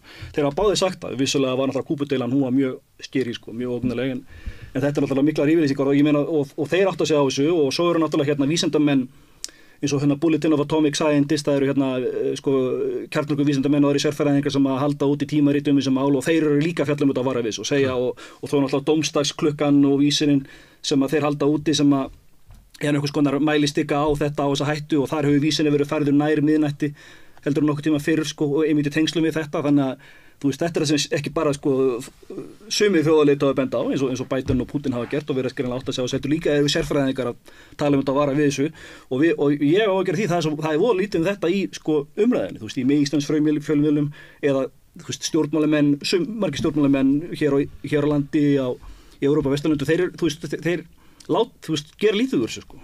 Gera lítið úr kjarnorkuvopnum. Og gefa í bara. Já, gefa bara í. Það er, þú veist, munið hvernig það var í kaldastríðinu, þá óttaðist fólk kjarnorkustríð, þá óttaðist steinmörgum, fólk var mjög svona, ekki svona gung-hó, sko, og fólk dróð sér meira til hlið, svo reyndi meira svona að stilla málum og vera aðeins rólegri, það er ekki þannig núna, þetta verður eins og við erum komað, þetta minnir ástandi í fyrri heimsstyrjöldinni, svona war fever, fólk alveg bara að missa sig í einhverju svona tilfinningahyggju, sko, það er frekar óhugnalegt, sko. Andrés, ætti þetta ástand ekki að leiða til þess að við Íslendingar værum að svona endurskoða öryggistefnu okkar? Jú, og... Það er ekki gefið að við græðum á kjarnorkustríði? Já, þetta er nú kannski bara þegar orðið til þess og í rauninni... En við erum frekar í því að vera, hérna, við tölum frekar eins og hershöfðingjar frekar að diplomatar. Já, það er vandinn. Staðan er að breytast hér innanlands og hún er að fara í ranga átt víða, finnst manni. Það gerðist löngu árin Rússar réðust inn í Úkraínu að við fórum að vera með varanlega viðveru upp á Keflavíkurstöð aftur. Svo herstöð opnaði bara aftur án þess að sko nokkuð vissi af því fyrir nokkrum árum setna. Það var bara búin að vera hermaður á vakt í 3 ár viðstöðulaust, og nú eru 300 manns að meðaltala á dag þarna. Það verið að byggja fyrir sko 20 milljarða innviði fyrir alls konar viðbúnað. Það verið að geyma í rauninni bara stóra herstöð á lager, þannig að sé hægt að hérna, poppin upp hjá okkur eða fljúin eitthvert í nágrennið ef þörf þykir. Það hefur verið að senda hingað stórar sprengivélar sem eru aðalega til þess ætlaðar að ferja kjarnavopn á endastað, senda þær hingað og endur skilgreina Keflavíkurstöð út frá hlutverkið þeirra fyrir þessa vélar. Þetta er allt saman til þess að sýna að sko Ísland sé á einhverjum öðrum stað gagnvart þessari heimsmynd sem að svona hreyfast aðeins til eins og við að segir. Og líka, ef ég má skjóta, ég er svona áhugamaður að fylgjast með hvað utanríkisráðherrann okkar er að gera á Twitter, og það er engin umræða. Það er oft skýrast, sko. Já, það birtist það mjög áhugavert, sko, en það er engin, ég hef ekki verið var við neinar svona dýpri umræðu til dæmis bara þá staðreind að utanríkisráðherra Íslands sko fer og er þáttakandi í sem sagt í raun og veru bara svona einhvers konar mótmæla aðgerðum í sko fjarlægu landi lengst í Austur-Evrópu sem er Georgía, og ég kannski misminnir með þetta aðeins hvernig þetta var, en hvort hún bara bókstaflega var bara þáttakandi í mótmælum fyrir utan sko þinghúsið í höfuðborg Georgíu, sem er náttúrulega stór merkilegt, og þarna er náttúrulega Ísland að sko stilla sér alveg sko í fremstu röð hauka í því að taka afstöðu þarna í þú veist þessum málum, og það sjá þannig að allir að það sem er að gerast núna í Georgíu er svona fræ eða vísir að einhverju, þetta er svona ýmislegt sem minnir mann á það sem var að gerast í Úkraínu 2014 og svo framvegis, og þú sér þarna sko hvernig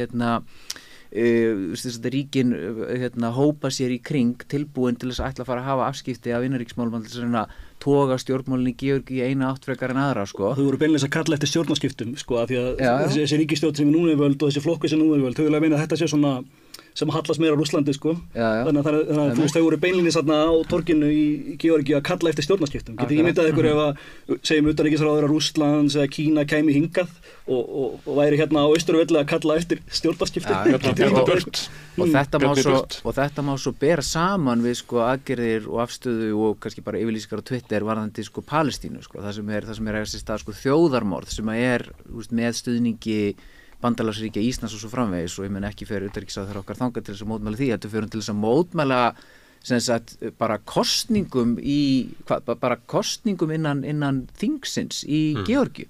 Mér finnst þetta mjög merkilegt og ég svona sé þetta sem svona, ég velti fyrir mér, þú veist, hvað gengur fólki til, hvað er hérna Þórdís að hugsa, meina, er eitthvað langtíma strategi þarna á ferðinni sko, eða getur verið að þetta sé bara svona war fever stemningin sko, það er svo æðisgengi að láta taka mynd af sér einhver staðar, það sem þú lítur út eins og einhver, þú veist, hetja eða eitthvað slíkt sko. En þetta verður svo að vera samstilt átak að því að þau fóru öll saman þarna sko, utanríkisráðherra Eystrasaltsríkjanna og hún, þannig að hún er greinlega að taka þátt í einhverju samstiltu átaki. Hún hefur vísað í það að þetta sé aðgerð sem er svipuð og þegar Íslendingar studdu sjálfstæði Eystrasaltsríkjanna sem er enn í minnum haft. Það er eitthvað svona stórlagsa fífur alltaf hjá ráðherrum að vilja verða svoleiðis típur sko, að hitta eitthvað sögulegt moment, en að því að Viðar nefnir Palestínu þá getum við líka sko bara, þú veist, við meðum ekki gleyma því að lítið ríki eins og Ísland á allt sitt undir því að alþjóðakerfið sé traust, að svona reglur þess hvernig ríki koma fram við hvert annað séu virtar, vegna þess að annars erum við bara í vondum málum og það sem er að gerast núna sem er kannski varhugaverðast til lengri tíma er að okkar ríkjahópur, bara NATO-ríki plus, er að verða uppvís að mjög mikli hræstni gagnvart sko þessum tveimur átökum sem við erum búin að nefna hérna í dag. Annars vegar sko að bregðast mjög hart við þegar Rússar ráðast inn í fullvalda sjálfstæða Úkraínu, hins vegar að vera með eitthvað loðmölluleg viðbrögð þegar að sko Ísraelar ráðast inn með þjóðamorði í Palestínu. Ríki sem að við vorum sko með þeim fyrstu í okkar heimsluta til að viðurkenna sem fullvalda og sjálfstætt ríki og við bara sitjum hjá og látum einhverjar sko leinar yfirlýsingar duga því að við ættum að vera að sko hrópa fullum hálsi það að Ísrael er bara að koma sér út til fyrsta, ekkert að kalla eftir vopnahlið, það bara að reka þennan árásaræðilega út úr landinu sem við viðurkennum sem sjálfstætt og bara hætta þessu þjóðmáru og allt það. Í staðinn erum við sitjum bara hjá og býðum eftir því að sko heyri eitthvað forsöngvara í stærra og merkilegra landi segja hvað við erum að gera. Og tökum þátt í því að sko hérna taka neyðaraðstoð sko, hætta neyðaraðstoð sem er náttúrulega bara eitthvað svona þáttaka í þjóðarmorði sem er náttúrulega þvílíkur sko skammarblettur á bara íslenska ríkinu að ég bara mann vall eftir öðru eins sko. Og svo náttúrulega eins og hjásetan við ályktuna í allsherjarþingi Sameinuðu þjóðanna í haust sem að Bjarni Benedikt stýrði sem ráðherra á þeim tíma verður okkur til sko ævinlega skammar af því að þar fengu ríkin sem ætluðust til þess að sjá Vesturlöndin sem alltaf að spila sig sem eitthvað móralskan leiðtoga heimsins ætluðust til þess að sjá þau standa við sinn móralska boðskap og svo bara var fullt af ríkjum þar meðal Ísland sem bara stóðu ekki undir því. Þetta líka fær maður til að hugsa sko bara svona hvaða hlutverk raunverulega sko svo gildi spila í þessu sko að því ég meina Ísland, Bandaríkin, Þýskaland, fleiri leiðandi stór Vestur-Evrópulönd bara styðja beint og óbeint sko þjóðamorðið sem er verið að fremja gagnvart Palestínumönnum sem náttúrulega er ekki bara sem sagt eins og þú ert að benda á Andrés þetta er náttúrulega gengur gegn þessu svona rules-based order sem stundum er talað sko að það sé eigi að vera leikreglur í alþjóðakerfinu og þetta náttúrulega sýnir að það er ekki til staðar en líka hitt að sko gildin eru bara heldur ekki til staðar ég meina þetta stýrist ekki af gildum heldur af einhverju allt öðru. Og við ættum svo sem að vita það var hérna í Bandaríkjum menn töldu sig verið að verja gildi sín í Víetnam en við ætlum vita hvernig það enda. Líka, sko, við sjáum þetta líka í sko þrengri umræðu innan NATO bara, það sem er alltaf talað að þar sé bandalag lýðræðisþjóða sem hafi hérna bundið spöndum að standa vörð sín sameiginlegu gildi mannréttinda og öryggis. En samt er þarna sko lönd eins og Tyrkland sem er að endalaust að ráðast að Kúrda innan síns ríkis eru að sko valda alls konar usla í kringum landið og ætluðu síðan á tímabili til þess að Svíþjóð myndi gefa afslátt af sínum mannréttindum, bara mannréttindalöggjöf Svíþjóðar átt að gefa undan til þess að landi kæmist inn í NATO. Þannig að þessi gildi risti nú ekki dýpra en svo að það átt að gera kröfu á nýtt aðildarríki að henda þeim út gluggan til þess að komast inn hurðina. Maður hefur líka ágjör af þessu sko að svona hversu svona brengluð sko sjálfsmynd Vesturlandabúa gagnvart þessum málum er. Þess að fólk trúið í alvörunni að gjörðir Vesturlanda stýrist að gildum og það trúið í alvörunni að það sé hægt að fara og halda því fram við, þú veist, fólki í Írak eða Palestínu eða Afganistan eða bara fleiri lönd sem hægt að nefna, skiljiði, að þetta hafi nú allt saman verið gert í nafni gilda. Þannig að það er ekki nokkur er ekki heil brú í því. En ég nefndi aðeins umræðuna og ég nefndi viðtölun við hann Hilmar Þór áðan og þau voru helgina þar sem að Þórdís Kolbrún mætti á Sprengisand á sunnudegi og mætti síðan í Silfrið á mánudagskvöldi og þar satt hún í Silfrinu með eiginlega einhverjum hópi sem að tók undir það og umræðan virðist öll vera þannig að við sem að fara í einhverja úrslita orustu okkar gildi, að við verðum að sigra stríðið í Úkraínu og þetta sé og við verðum að við verðum að senda vopn á vígvöllin af því að við getum ekki endalaust verið að senda ykkur hjálpargögn ef að Úkraínumenn er að biðja vopna þá verðum við út af vopn og við verðum að auka útgjöld til hernaðarmála og allir svona tók undir þetta og þetta var eiginlega kynnt sem bara ný stefna sem ég kannaðist bara ekki við að hefði verið neina umræðu í íslensku samfélagi. Og þess vegna fannst okkur gaman, mér og Hilmar að tala þetta og að sömuleyti er ég líka að kalla á ykkur núna vegna þess að ég er alltaf að bíða eftir þessar umræðu því að mér finnst þetta svo stórkostlegar stefnubreytingar og mér finnst þetta svo stórkostlega aðkallandi fyrir íslenskt samfélag að endurmeta bara öryggishagsmuni sína. Ég er að segja að þetta tala að sko þurfa að vinna stríð í Úkraínu sko. Það ætti nú hver að geta séð að það er ekki, þú veist, raunverulegt sko hvernig að segja, það er ekki það er ekki raunhæft markmið að það sigrast í Úkraínu. Það var rætt út frá því að annað markmið væri raunverulega ekki í boði.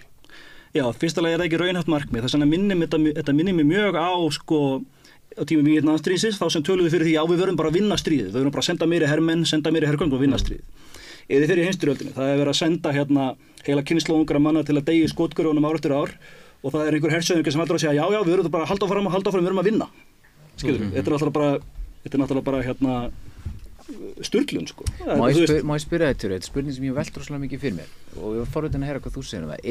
Sko, heldur þú að Bandaríkin þegar að þessi útþensla er í gangi og þegar að þessi atburðarás er svona einhverju leyti sett á stað, það er farið yfir rauðstrikinn og menn vita að það er áhætta á því að Rússar gerir nákvæmlega þetta eins og þeir höfðu gert náttúrulega í fleiri löndum svo sem svona í smærri mynd sko. Var þetta svona var þetta misreiknað af hálfu Bandaríkjanna eða var það bara einhvern veginn, var þetta metið sem eðlilegur fórnarkostnaður að þetta gæti verið útkoman en þetta væri á einhvern nátt samt gott út frá því þá til dæmis að þetta hefur styrt NATO, ég meina það eru fleiri lönd búin að gangi í NATO og eitthvað slíkt. Hvað heldur þetta? Sko við náttúrulega vitum ekki hvað ráðamenn voru að hugsa, ég get ekki svarað því en ég get komið með svona educated guess, ég get komið með svona rökstudd ályktun sko og í fyrsta lagi er þetta sko færa rök fyrir því að þeir hafi bara hreinlega ekki sko vita hvað þeir voru að gera og þeir hafi bara hunsað þessar rauðu línur og svo komaði með óvart þegar þeir síðan brugðust við að því það, þú veist, ef þeir trúa sínum eigin málflutningi þá vilja þeir meina að NATO ógnir Rússlandi ekki neitt sko. Já. Að þetta er bara lýðræði og eitthvað svona sko, átta sig ekki á því að þú ert að fara með sko hergögn inn í löndin á landamærum Rússlands og ég meina hvað gerðist þegar að Sovétríkin kom með sínar eldflaugar inn í Kúbu á sínum tíma skiluru. Það er eins og þeir átta sig ekki sinni á því að þeir líta á þetta sem ógn sko. Og þá er þetta að færa rök fyrir því að þetta hafi bara verið sko þeir hafi ekki setjað fyrir og þetta hafi bara verið mistök. En sama tíma eru svokallegir neocons, nýheldsmenn, stríðshaukar, fólk eins og Victoria Nuland og fleiri sko. Og því við sjáum þetta í skýrslum hjá Rand Corporation og þeirra málflutningi og við sjáum þetta í ummælum eins og Zbigniew Brzezinski sem var þjóðaröryggisráðgjafi Carter á sínum tíma og hann var einn aðal hugmyndasmiðurinn á bakvið sko þegar Bandaríkin studdu uppreisnina í Afganistan gegn innra Sovétríkin Afganistan eins og hann orðaði það sjálfur að þeir voru byrjaðir að senda vopn til Afganistan á undan og þeir vildu beinlega Sovétríkin með ráðast inn til þess að reyna að knissetja það í Afganistan, til þess að skapa fyrir það þeirra Víetnamstríð, sko. Og í þessari skýrslu Rand Corporation frá 2019 þar kemur fram við eigum að senda vopn til Úkraínu og við eigum beinlega að styggja Rússa og markmiðið að sko að veikja Rússland, að fá þá til þess að yfirstíga sig, sko. Þannig að á sama tíma sjáum við þetta líka, sko. Og ég held að þetta endurspegli það að auðvitað í Bandaríkin ekki eitthvað svona monolith, það eru ólíkir, sko, ólík hagsmunaöfl og ólíkir hópar sem að fara með, sko, völdin og þetta bara svona öðruvísi skilur nálganir hjá svona ólíku fylkingum í Bandaríkjunum. En manni finnst síðan einhvern veginn eins og bara ekkert af þessu hafi gengið upp, sko, vegna þess að ég meina þetta verið ekki einangra Rússa á alþjóðavettvangi nema þetta bara frá tiltölulega á endanum litlum hópi ríkja í Vestur-Evrópu. Ég meina þetta verið styrkt hins þeirra við Kína, meina viðskiptaþvinganir þar hafa ekki virkað. Og þess vegna horfi ég til dæmis á þetta sem að gerast í Georgíu og maður hugsar, sko, þú veist, er fólk að missa vitið, sko, horfir fólk á atburðarásina sem leiddi til Úkraínustríðsins og síðan afleiðingarnar af Úkraínustríðinu og hugsar að já, við viljum meira svona. Efnahagsþvinganir, það mjög mikilvægt mál að því að sko vestrænir ráðamenn og í Bandaríkjunum, þeir töldu sig við getum knisett Rússland með efnahagsþvingunum. Þeir héldu að þetta væri the trump card, sko, sem að myndi bara eins og Biden orðaði það, að rúblaði myndi hrynja og bara allur rússinga hagkerfi myndi hrynja og það myndi þá leiða til stjórnarskipta að Putin hefur bara sett á stóli. Þetta var í rauninni planið, sko. Og það gekk ekki eftir að því að efnahagsþvinganirnar þær hafa bara verið svo búmerang, þeir hafa bara skotið sér fótinn með en þær hafa haft miklu verið áhrif á Evrópu. Núna erum við að sjá að Evrópa er næstu í kreppu, það er engin hagvöxtur í Þýskalandi á meðan er miklu verið hagvöxtur í Rússlandi. Verðbólgan er náttúrulega bara sem við búum öll við það er aldrei talað um þetta, verðbólgan sem við búum við hún er náttúrulega meðal annars afleiðingin af þessu stríði sem hefði verið hægt að forða þó að auðvitað hafi Rússar verið árásarhæðir. Sem er engin hagvöxtur í Þýskalandi mun hafa mikil áhrif á Evrópu. Já. Það er bara mjög alvarlegt mál fyrir Evrópu og Evrópusambandið ef að sko aðal mótorinn virkar ekki lengur. Það er bara mjög alvarlegt. Ég vil taka það fram, sko, já.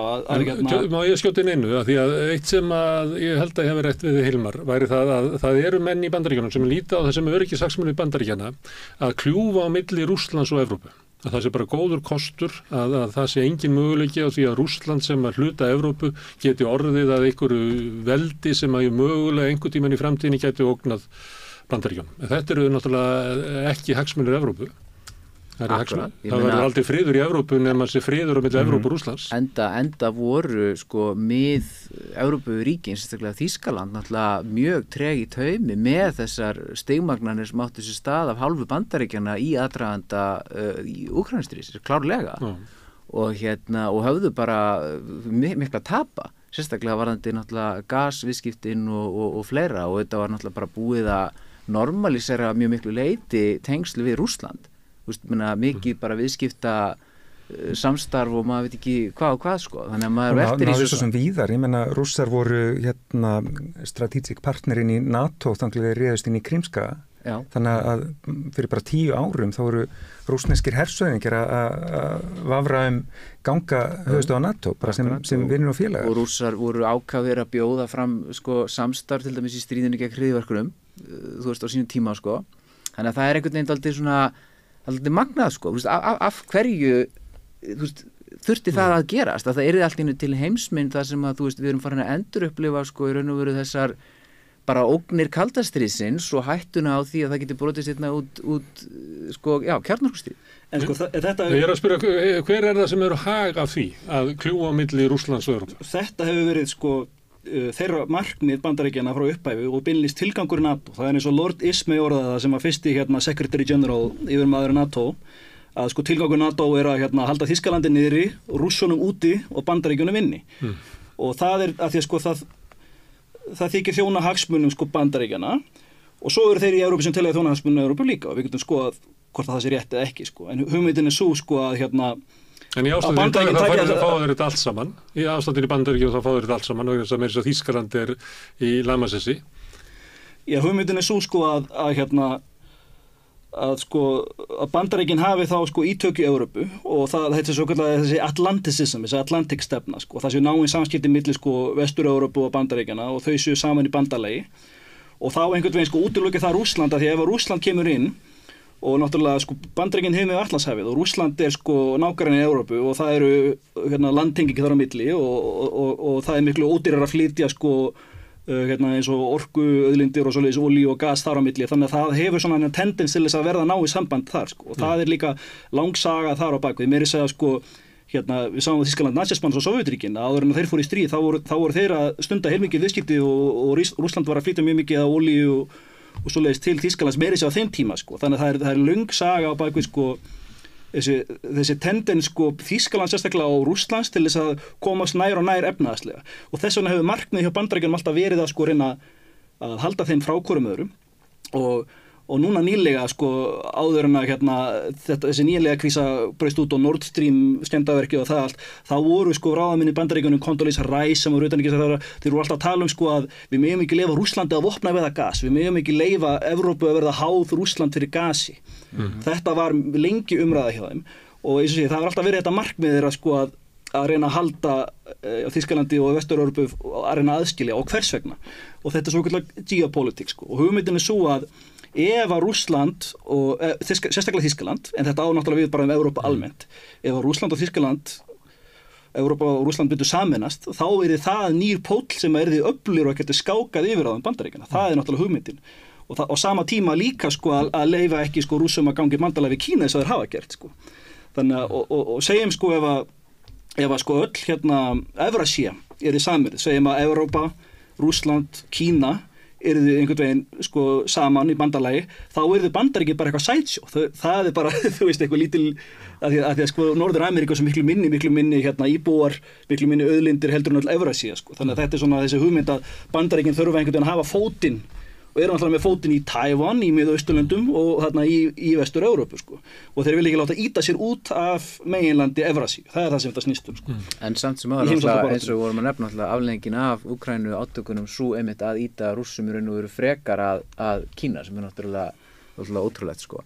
Og pluss sín ertu með þessar hræringar eins og BRICS og það, sko, sem að virðist vera að þjappa fólki saman í allar... Þetta hefur ekki góð latína í Bandaríkjunum sem að til dæmis Kissinger vildi að búa til tengsl við Kína, vegna þess að það geti ekki verið á móti báðum, því að þú myndir þó ýta þeim saman.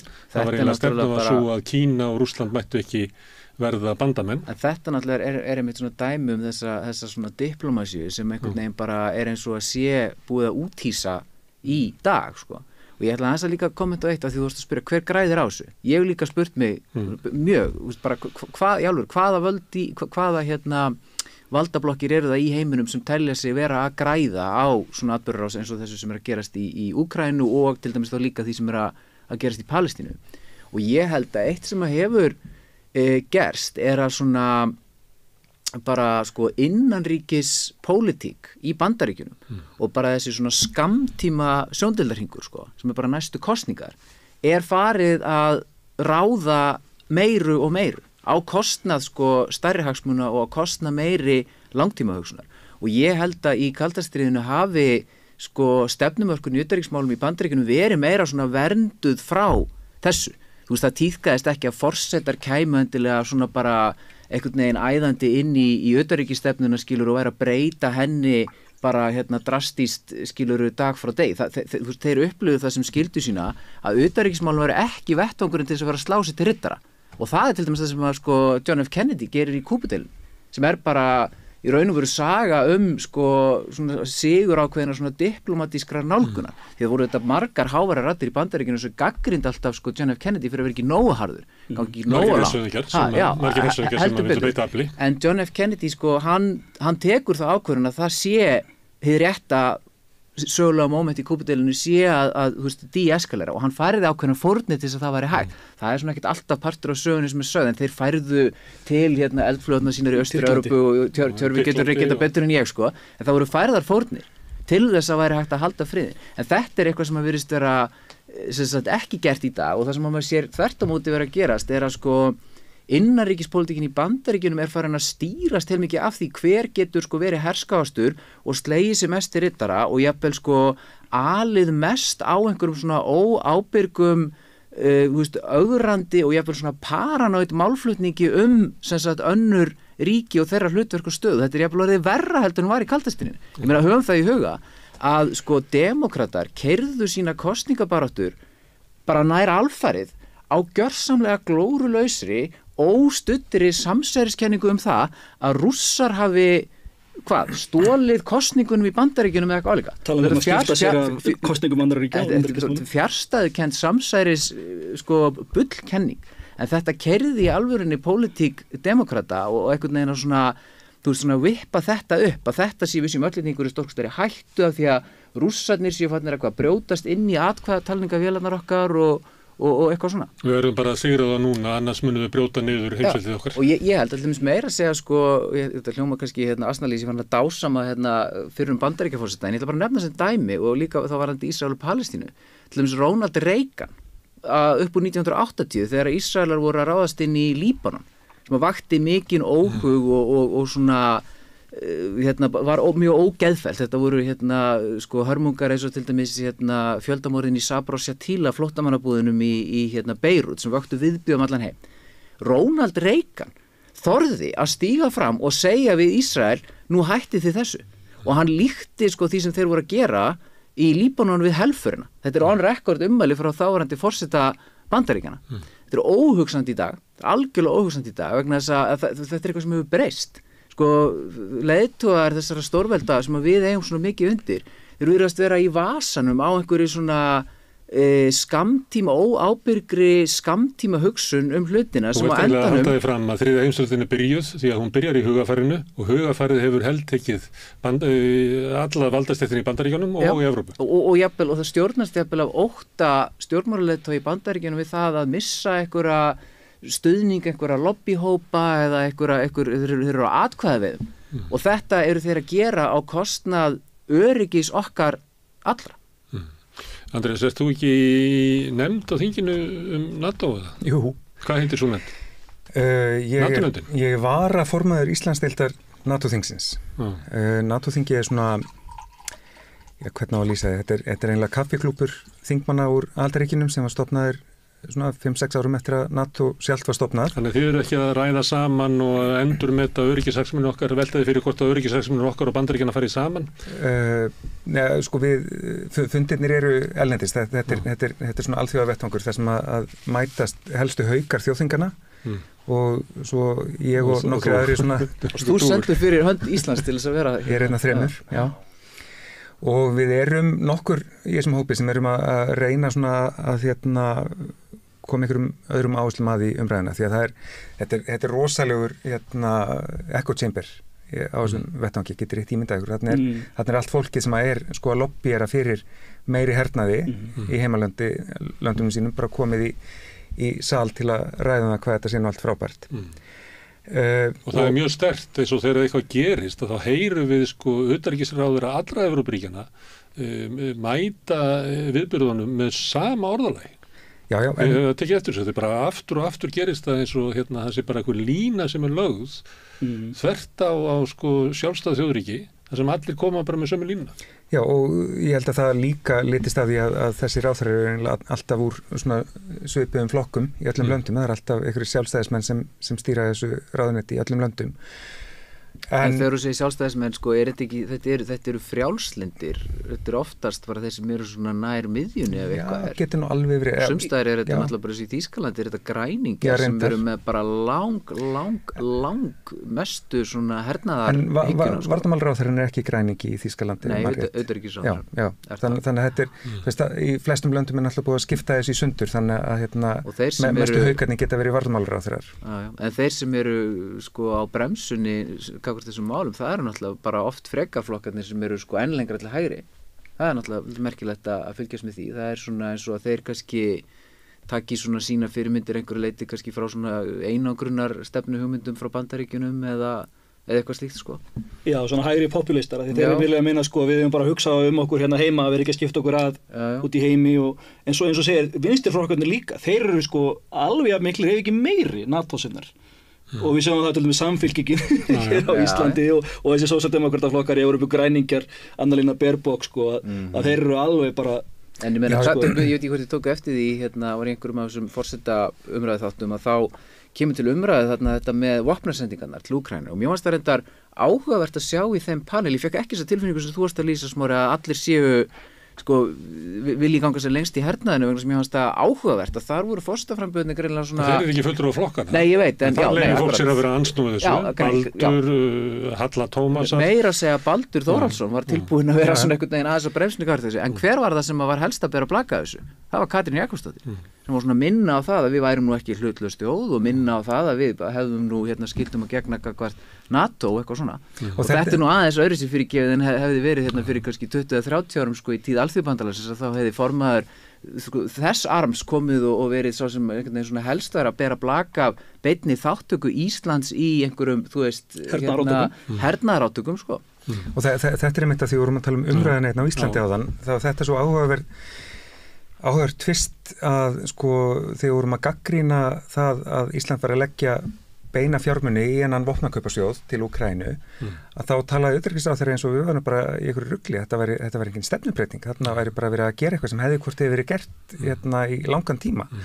Og Jón Gnarr sagði þetta því að Viðar var að vitna í þessar umræður og Jón Gnarr sagði til dæmis þetta að við höfum gert þetta fyrir löngu síðan. Já, en ég held nefnilega að við höfum ekkert gert þetta fyrir svaklega löngu síðan. Ég held að við hefum kannski byrjað að gera þetta núna á síðustu árum til að henda einhverjum peningum inn í stuðningu í Úkraínu án umræðu og svo bara þegar þau byrja þingið að festa þetta í einhverja stefnu þá segju þau, já þetta er eitthvað sem við erum að gera hvort þið er. En ákvörðunin að byrja að gera það, hún var aldrei rædd opinberlega. Maður spyrja sko, því rökin þeir eru svo, já við erum búin að vera að greiða í sko sjóði NATO. Og þetta er bara sami hluturinn segja sko, að þú veist að því við greiðum í sjóði NATO og þeir sjóðið þeir eru notaði fyrir vopnakaup og eitthvað, þess vegna það engin stefnubreiting. Þetta er rökin þeirra. Hvernig myndi þið svara þessu? Sjóðir NATO standa ekki að neinum beinum vopnakaupum. Sjóðir NATO standa að sko byggja upp mannvirki, byggja upp höfuðstöðvarnar, halda einhverjum embættismönnum í vinnu í Brussel. Við erum alveg að setja hellingspening í þetta en sko það að kaupa vopn hefur alltaf verið sko á forræði hvers aðildarríkis.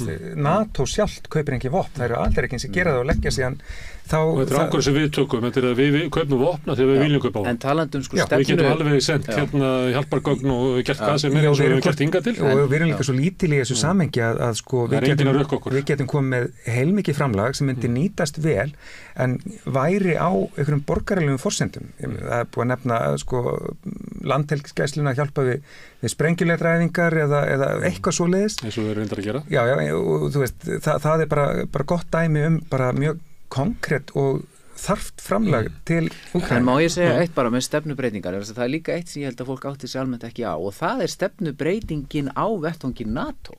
Það er bara svo eðlisbreyting sem er átt sér stað á því bara hvers konar fyrirbæri NATO er.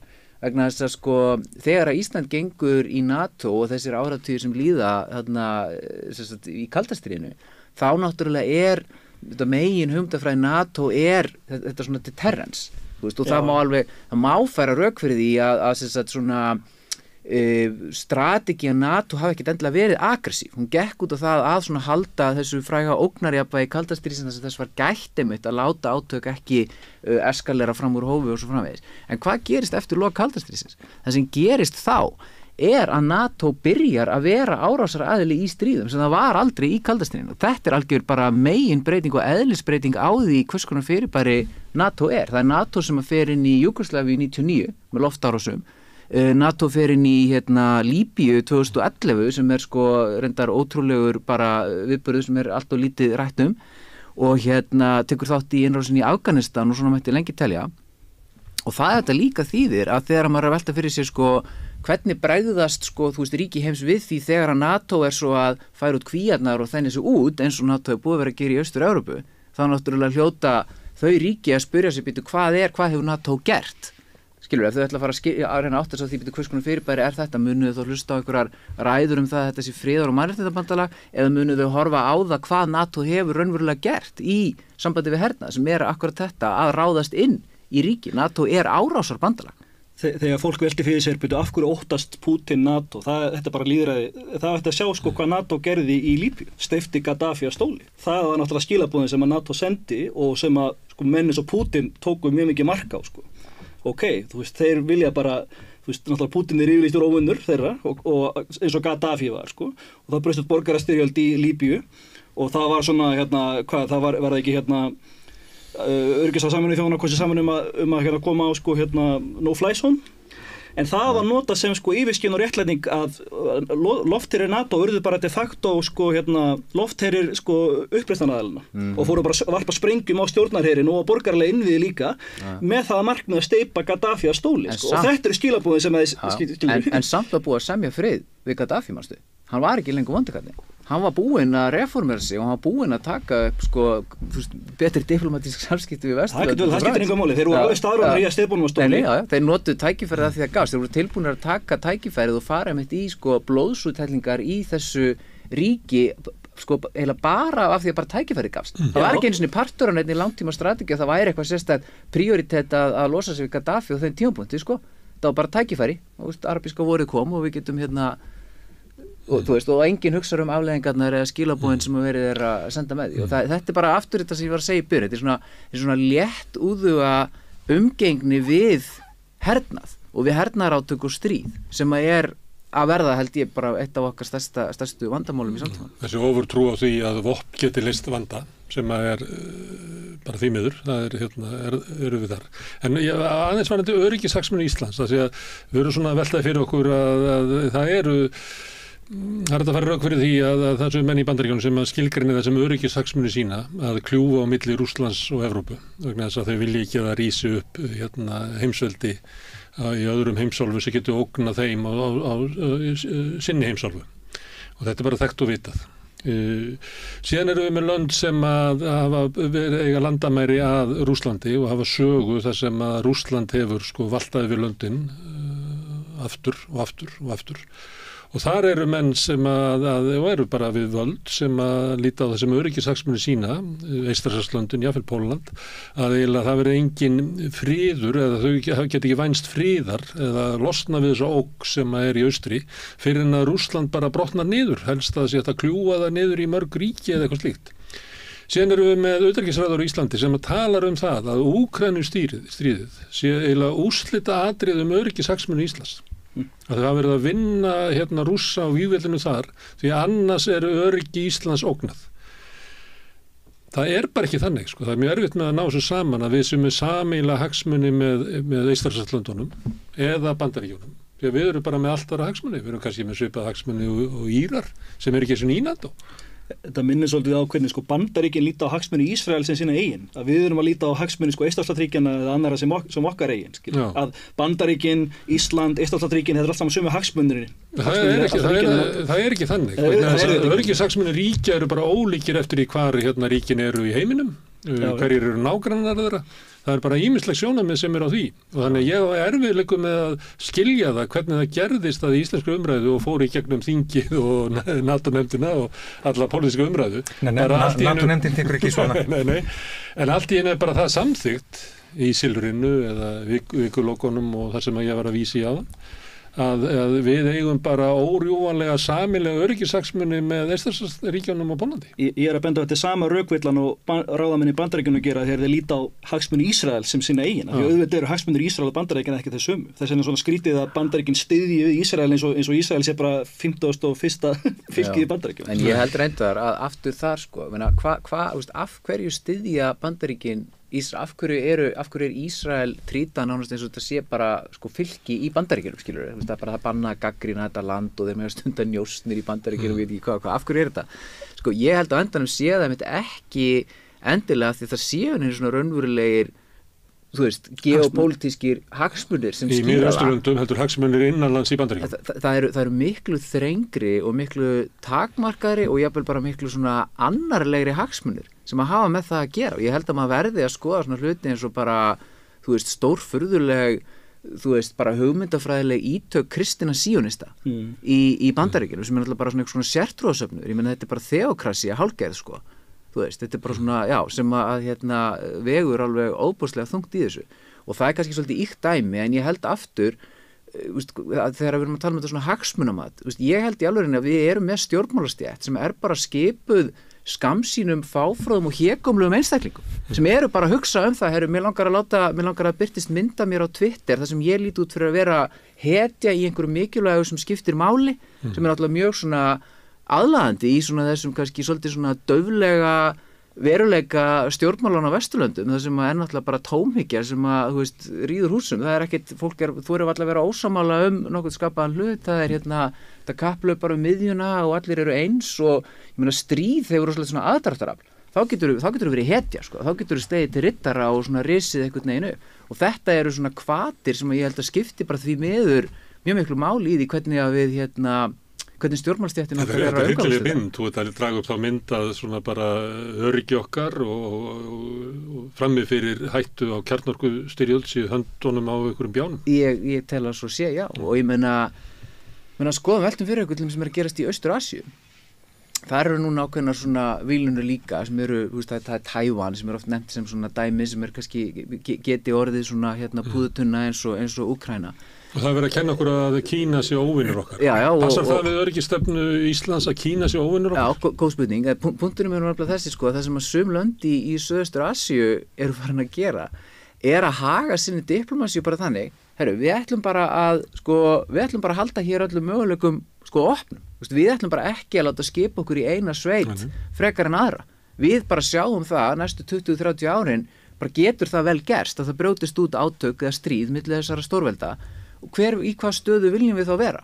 Þau horfa kannski bara til horfa bara til sögu 20. aldarinnar og horfa á stöðuna sem þau ríki lentu í sem voru aðilar að stríðsátökum sem var sviðin jörð. Þau horfa á önnur dæmi þar sem kannski hlutlaus ríki gátu haldið sér frá átökum, Svíþjóð, Sviss, lönd sem að gátu bara blómstra vegna þess að þau forðuðust átök. Víetnam í dag. Það er bara ekki að tengja stórveldunum á nokkurn hátt. Já, bara akkurat. Og ég meina maður spyr sig, af hverju ættirðu að gera? Hvaða hagsmunir eru í húfi? Snýst það gildi? Eru gildi til dæmis Bandaríkjanna svona mikið göfuri heldur en gildi Kína? Hvað segir framganga Bandaríkjanna okkar í Gaza það? Nei, það snýst sannilega ekki það. Þannig að við eigum að taka ábyrga yfirvegaða stefnu og við eigum að fylgja okkur að baki einhvers konar diplomatískum lausnum á þessum vandamálum og spennum sem er að koma upp núna víða í heimsmyndin okkar og við eigum að hugsa bara það að forða stríði númer 1, 2 og 3. Við þurfum að greina ástandi og það er sem ég er að rukka Andrésum að þingið ætti að vera að gera, það ætti að vera umræður í þinginu það hverjir eru raunverulegir öryggishagsmunir Íslands, gagnvart til dæmis Úkraínustríðinu, gagnvart Kína, nú er verið að þrýsta okkur í það að líta á Kína sem andstæðing okkar, sem meika bara enga sens.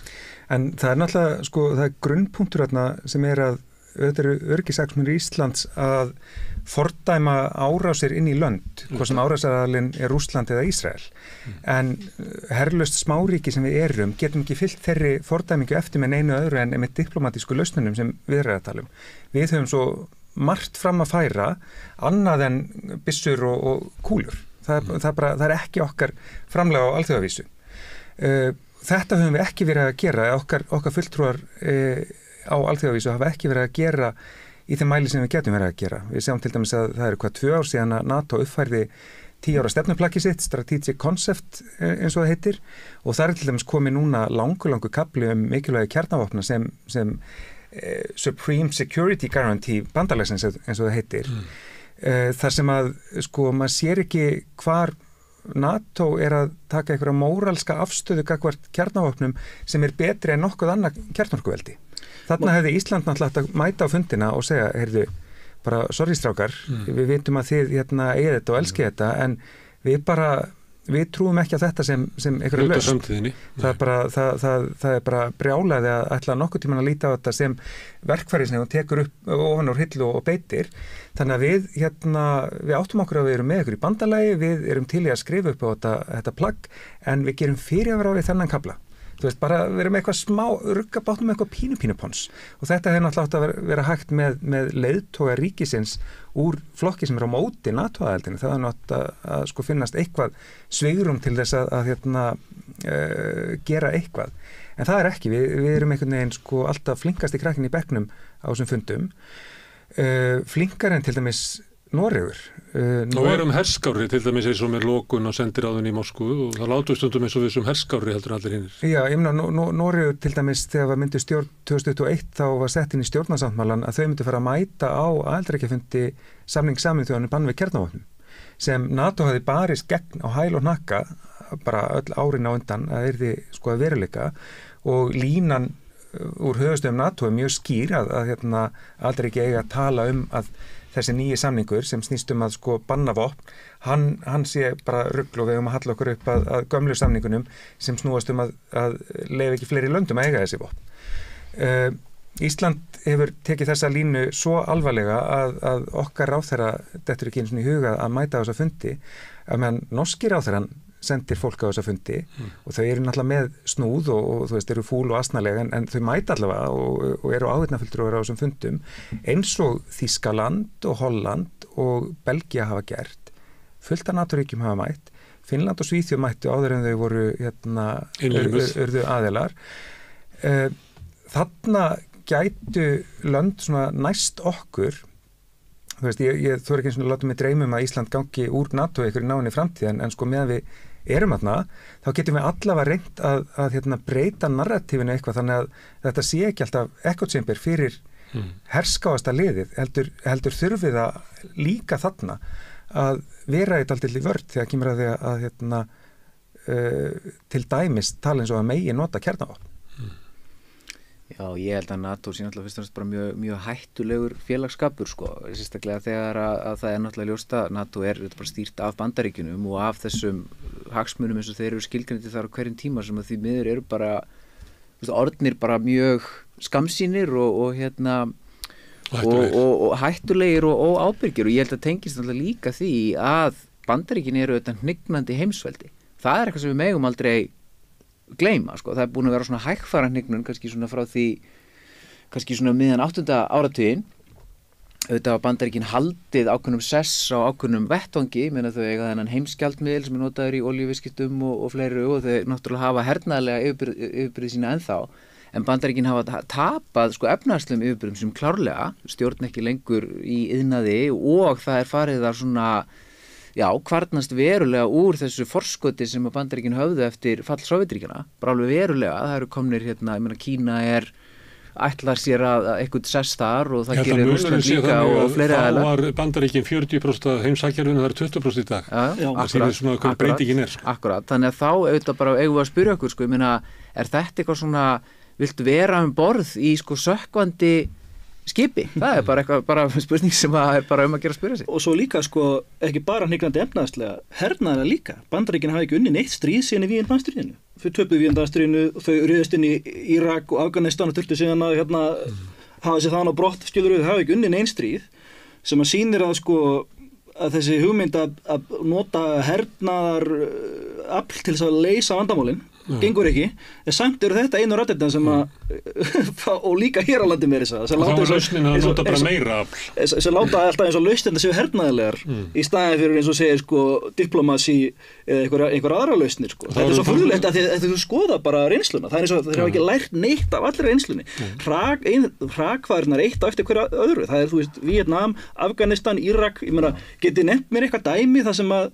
hernaðarleg lausn gekk bara vel upp og leysti vandamáli, skilur þú veist, þetta er svo furðulegt sko. Já, bara algjörlega, ég meina alveg hárið, ég meina hernaður út af fyrir sig líka bara, er mjög problematískur og það er erfitt að vinna náttúrulega líka sérstaklega í þessum stríðum sem Bandaríkin hafa valið sér að berjast, sem eru einmitt ekki svona konvensjónalendilega stríð, heldur náttúrulega oftast einhvers konar, þú veist, barátta við einhverja skærulega hópa og nánast sem sagt, svona asymmetrikal stríð sem er í eðlisinu erfitt að vinna. Og maður setur spurningu við þessa ákvörðun sko, að taka þátt í þessum stríðum, fara út í þau og það er svipað með Úkraínu, þú veist, svo ákvörðan að taka herðu, það er raunhæfur möguleiki að við förum bara að senda Úkraínu öll þeim vopn sem við þurfa og þá geta þær unnið stríð. Þetta er svipað hugmynd eins og Bandaríkin held að þau getu bara farið inn í Víetnam og unnið það stríð, skilur, þetta er ekki raunhæft markmið. Þetta er mat á því að okkar græjur eru bara miklu betri og andstæðingurinn hann er bara heimskur og hann á bara gamalt rasl og þeir munir nú eftir umræðan á fyrstu vikunum eftir innrásina þar sem að voru einhverjir menn alltaf í fréttatímanum að lýsa því yfir hvað rússneski herinn væri glataður og það væri óstjórn þar og það var alltaf leysast upp. Það var búið að spá sko stórkostlum sigri í Úkraínu sko í marga vikur og svo reynda sjáum við þessa menn ekkert meira. Já, við erum ekki lengur í þeim og ég tel að þetta hefði bara verið afhjúpað, þetta var bara áróður, ég meina, það er ekkert að marka þetta. Við sjáum það núna, öll þessi vopn sem hafa verið sendt til Úkraínu, sem hafa verið svo miklu betri, hafa þau breytt einhverju? Nei, svariði nei. En ég er það vel að vera með samvættu umröðuna, því þetta er dauðans alvara, eins og þú dróst fram hérna í upphafi. Þetta bara döðans alvara og við erum í ótrúlega háskólegum heimi og við, það ykkar mat að við séum að reka mjög háskólega stefnu. En það sálítil umræða. Þú nefndir Baldur Þórhallsson áðan sem hefur verið svona, eitthvað myndi segja að verið svona NATO sinni. Hann kom hingað að ræða öryggismál og hann með þessa kenningu sína skjólkenninguna, hún ekki kallað það? Það sem smáríki verði að vera í skjól eitthvað staðar. Þegar við vorum að ræða öryggishagsmuni Evrópu og ólíka öryggishagsmuni einstakra ríkja, að þá náttúrulega niðurstaða hans að skjólið ekkert endilega Pentagon þegar hann að tala. Hann segir að við verðum að fara að búa til eitthvað svipað og þú ert að tala. Eigum við ekki að fara að búa til einhverja brú til Noregs og reyna að búa til þar sem að við getum náð einhverju viti í umræðuna til þess að geta verið með einhverja raunverulega skilgreiningu. 13. fylkið aftur. Ég að segja, að það bara klassísk hugmynd að það sé eðlilegast fyrir okkur að eiga í samtali við þá sem eru líkastir okkur í nágrenninu og aðtók hvort að við getum ekki búið til einhverja stöðu ef við viljum vera inn í NATO og inn í NATO til þess að NATO fari ekki að sveif bara með það sem að Pentagon vill eða það sem að hörðustu haugarnir í Austur-Evrópu vilja. Það getur ekki verið endilega okkar öryggishagsmunir. Nei, ég held að vandinn við umræðunum hvað tryggi öryggi Íslands bara frá upphafi er að fólki sem hefur mestan áhuga á þessu það er bara outsourcað ákvörðunartökunni til NATO og bara til Bandaríkjanna. Sem bara Pentagon, já. Þannig að það ekki, við erum ekkert vöndi að setjast bara niður og ræða hvernig tryggjum við öryggi þessa lands best. En ef við skoðum bara, nú er krafan hjá NATO að ríki verji 2% af landsframleiðslu til varnarmála. Rússland í einhverjum 6% og 2% eru í íslensku samhengi, hvað er þetta, 80 milljarðar eða eitthvað? 90 milljarðar eða eitthvað, því. Setjumst bara með 90 milljarðar á borðinu fyrir framan okkur og hugsum, hvernig fáum við, hvar getum við keypt mest öryggi fyrir hennan pening? Við getum útrýmt ójöfnuði, við getum fjármagnað lögreglu og landhelgisgæslu þannig að þau sinni sínu hlutverki. Löggan til dæmis ekki undirmennuð og úthauguð þannig að hún hallir sér upp að einhverjum rafbyssum til að líða betur í starfi. Ef það væru fleiri löggur á vakt þá væru þær ekki alltaf með áhyggjur af því að þurfa að verja sig með einhverjum vopnum heldur getur það bara tekið á hlutum öðruvísi. Rafbyssur ekkert annað en einkenni á sjúku kerfi. Og þetta er raunverulegt sem þetta segja vegna þess að stefnan í Evrópu núna er með því að auka herútgjöld alls staðar og ég held að 2% eftir að hækka fljótlega upp í 3 og það eru mörg sem eru bara farin upp úr 2%. Þetta er náttúrulega peningar sem eru teknir út úr velferðarkerfunum og grunninnviðunum sem að munu auka óstöðuleika, pólitískan og félagslegan stöðuleika inn í ríkjónum sem að mun valda óöryggi miklu meira heldur en vopnin eiga að geta varið okkur fyrir. Þannig að Evrópa einhvern veginn á svo furðulegri leið með þessari hervæðingu. Má ég segja, ég verð að segja eitt það er alltaf talað að þurfa að auka hernaðarútgjöld. Ég spyr bara til hvers. Hernaðarútgjöld Bandaríkjanna og NATO samanlagt eru 70% af öllum hernaðarútgjöldum í heiminum. Bandaríkin sem eru leiðtogi NATO eru með meiri hernaðarútgjöld, þetta eru næstu 10 löndi samanlags. 3 sinnum meira heldur en Rússland og þú veist, allt NATO og Bandaríkin eru með margfalt meiri hernaðarútgjöld heldur en Rússland. Til hvers þurfum við þá að auka hernaðarútgjöld? Þetta er alltaf bara glórulaus umræða. Það er aldrei minnst á þetta. Það er aldrei talað um í hvað fer peningurinn.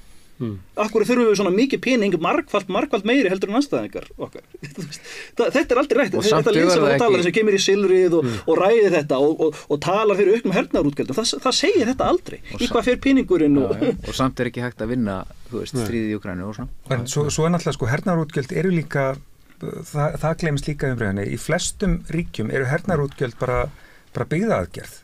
Bandaríkin verja svona brjáluðum upphæðum í hernaðarútgjöld vegna þess að þannig geta þau stutt byggð í einhverjum útnárum hér og þar landið. Military Industrial Complex heitir það. Og þar með nær einhver senator endurkjöri og þar með viðheldur þetta sér.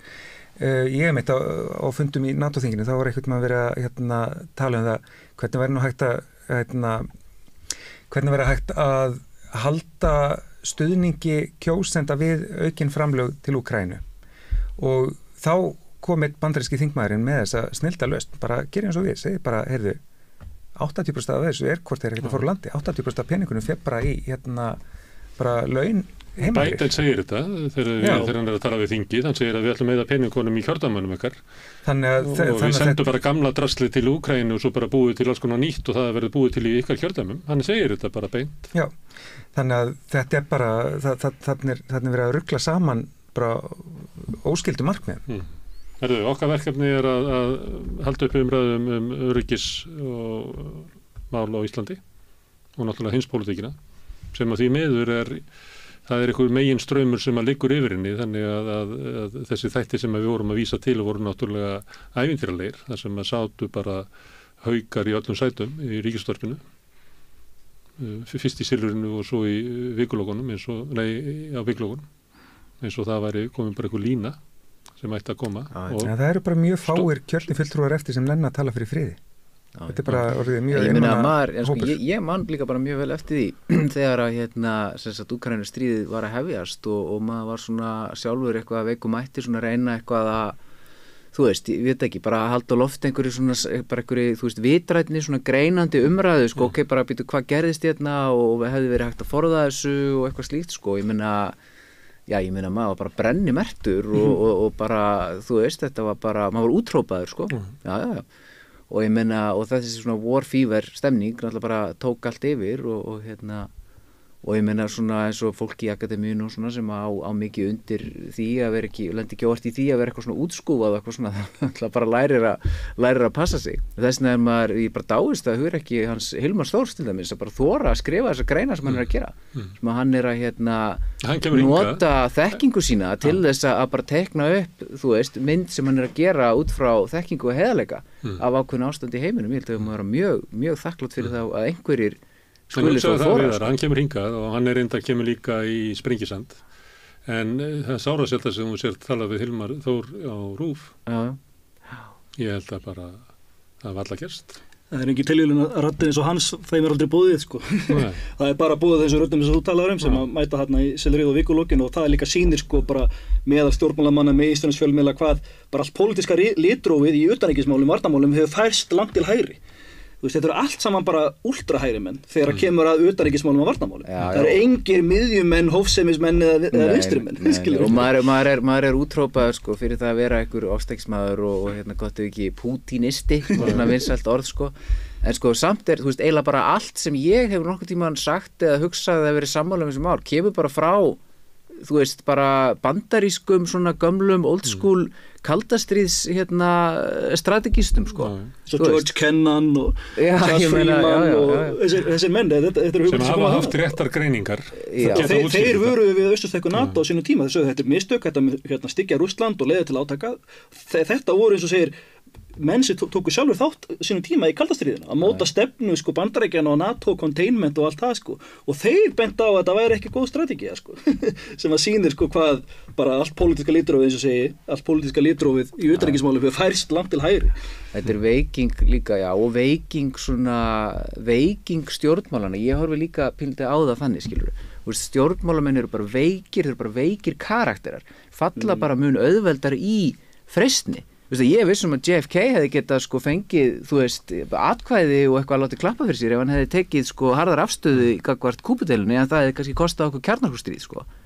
En ég held að þú veist, kalkúlusin hjá þjóðarleitum í dag sé ekkert endilega svona. Og svo er annað líka sem ég held að sé ákveðin svona veiking og það er það að, sko, svona langtíma strategísk hugsun, hún virðist líka vera pínlítið svona á undanhaldi. Og það sem við til dæmis í svona ákveðinni hnignun, sko, akademíunar.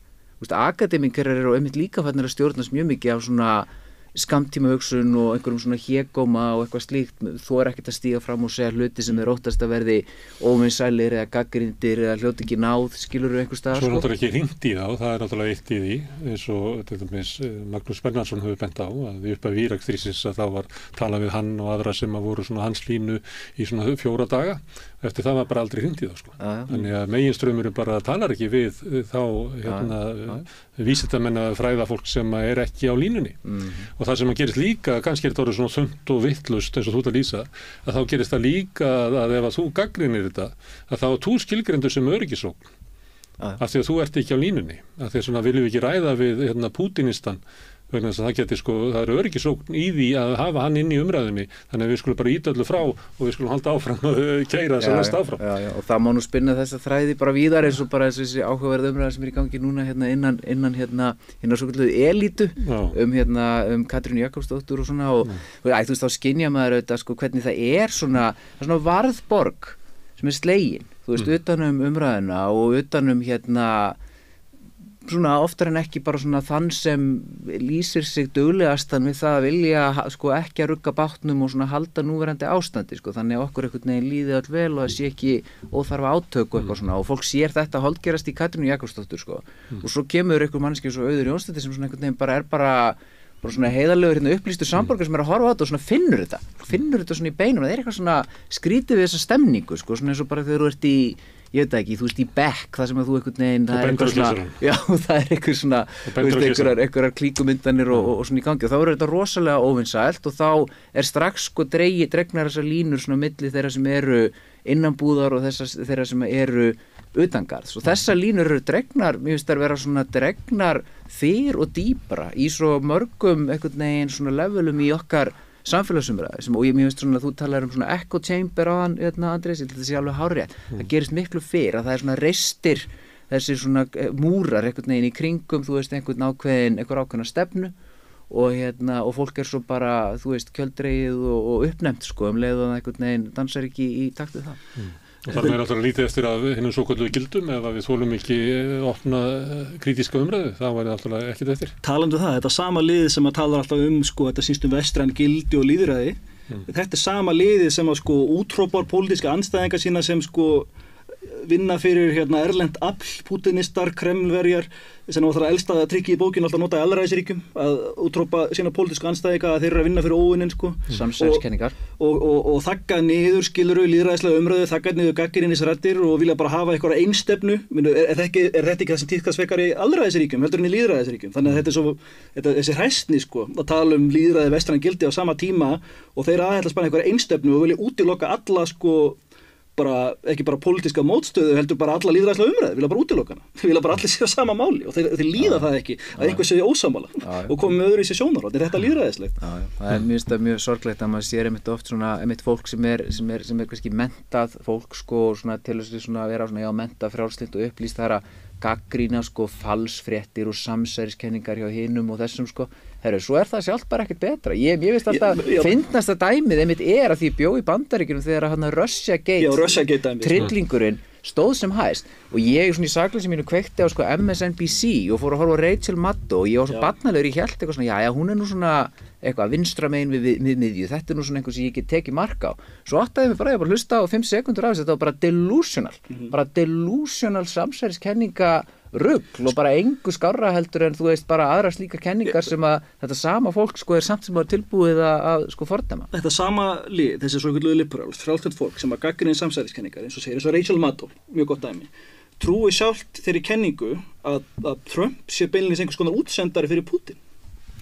Þannig að ég meina, eins og segir, er það ekki klikkuð samsæriskenning? Þetta er bara svona einhver eðlu fólks samsæriskenning og buðsla, það var bara að kalla þetta þess að sínum réttu nöfnum, og þetta er bara ótrúlegt og þetta viðgekst í hugsið bara skaðan, bara vitsmunalega rotnunin sem þetta veldur, skiljiði. Þeir eru annars vegar með Trump, sem er þetta bara, þú veist, galinn, og svo ertu með þá sem eiga að vera að veita eitthvað aðhald og mótspyrnu gegn því. Bara þeim dettur ekkert skári í hug heldur en að búið bara til sínar eigin útgáfur af sama sullinu Það var niðurstaðan með Fox var að hinnir miðlarnir bara urðu andhverfa þess þannig var það. Og þetta er náttúrulega vandinn þegar að gagnleg hugtök eru útvíkuð svo mikið að hægt að vera það. Þannig að á sama tíma og Rússland er að beita sér með óðurlegum hætti gagnvart umræðu í ýmsum ríkjum og er að reyna að hafa áhrif á kosningar og hvað það er og er örugglega búið að vera eitthvað að pota í Trump líka, þá er ekki hægt að fella undir þann feld alla sem eru einhvern veginn sem öllum utan að finnst vera eins. Þar með ertu að eyðileggja þetta hugtak. Falsfréttir eru bara til dæmis eitthvað ákveðið dálítið þröngt afmarkað. Ef þú ferð að kalla alla slopp í fréttamennsku falsfréttir, þá erum við bara komin á þann stað að við getum ekki lengur tekið á raunulegu falsfréttum því að það fellur bara allt og margt undir þetta.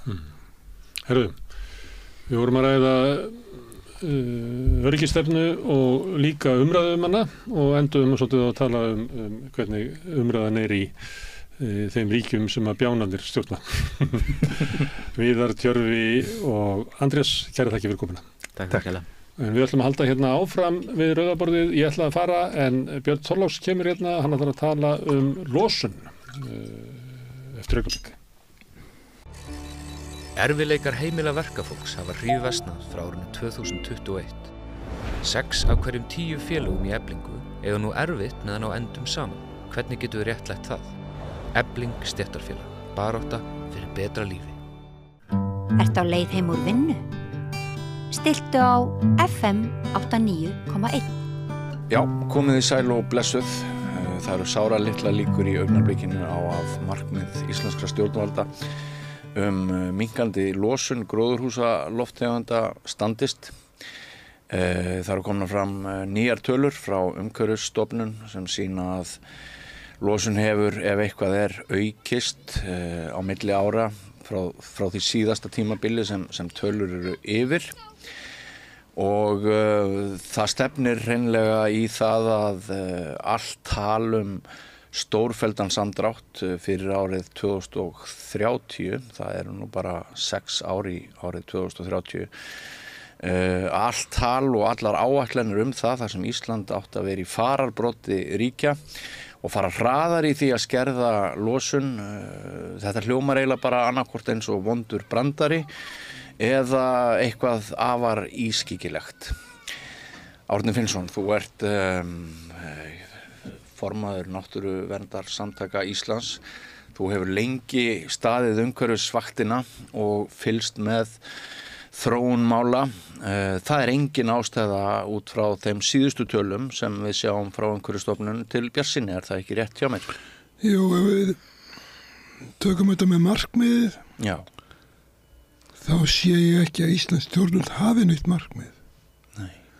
Í stefnuyfirlýsingu eða stjórnarsáttmála sem þessar ríkisstjórnar sem nú situr, þá talað að eða segir á þá leið að Ísland ætla að draga úr losun á eigin ábyrgð 55%. Já. En það ekki sagt að það sé markmið, heldur það verði sett. Það verði sett. Já.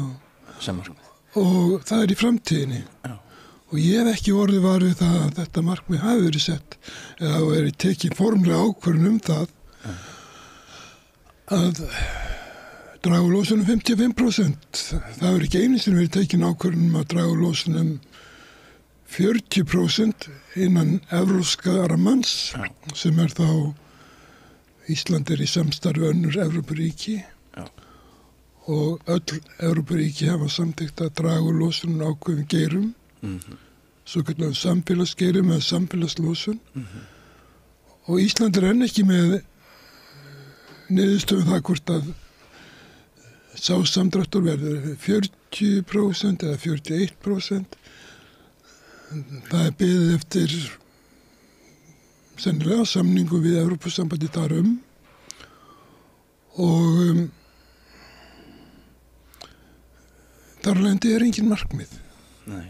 Og þegar menn hafa ekki markmið þá veit það ekki hvert að fara. Nei.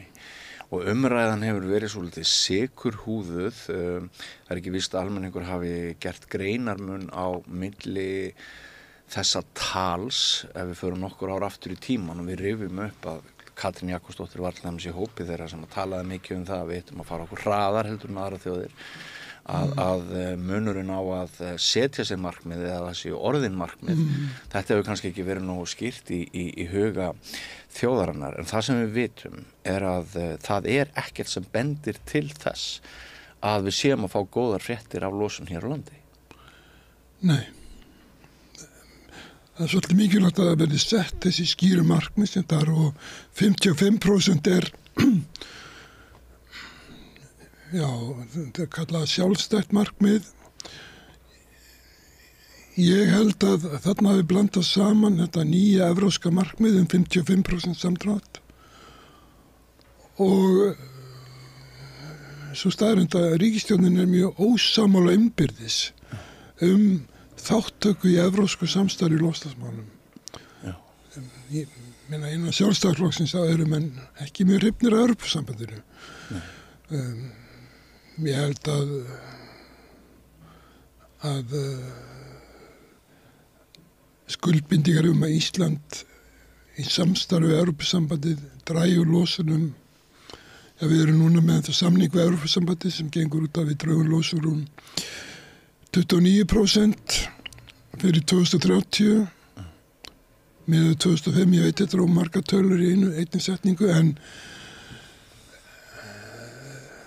þessi tala kemur frá þeim tíma að markmið Evrópusambandsins var 40% og þá var hlutdeild Íslands 29 og með út frá sama hlutfalli þá ætti hlutdeild Íslands í hinu nýja markmið Evrópusambandsins. Það er ekki nýtt, það er búið að vera síðan 2020 að þá ætti það að vera 40-41%. En það er ekki markmið ríkisstjórnar Íslands. Nei. Það er bíða eftir dómi eða niðurstöðu í Brussel eru hræddir við það vegna þess að, já, eins og ég segi, sjálfstæðarflokkurinn vill ekki taka við neinum skuldbindingum það og það er náttúrulega aðilar á þingins og, já, til dæmis Borgþór Ólafsson og fleiri þingmenn sem eru mjög andvið því að Ísland hlíti einhverjum tilskipunum frá Evrópusambandinu. Bíða eftir dómi í Brussel? Já, maður verður eiginlega að líta á þannig, sko. Hvað er þetta? Til hvers þetta að vísa? Ég er að við bara vísa þess að Ísland hefur ekki sett sér neitt markmið sjálft og Ísland hefur ekki heldur sagt, já, samkvæmt reiknaði fyrir með Evrópusambandsins, þá eigum við að draga úr losun 41%.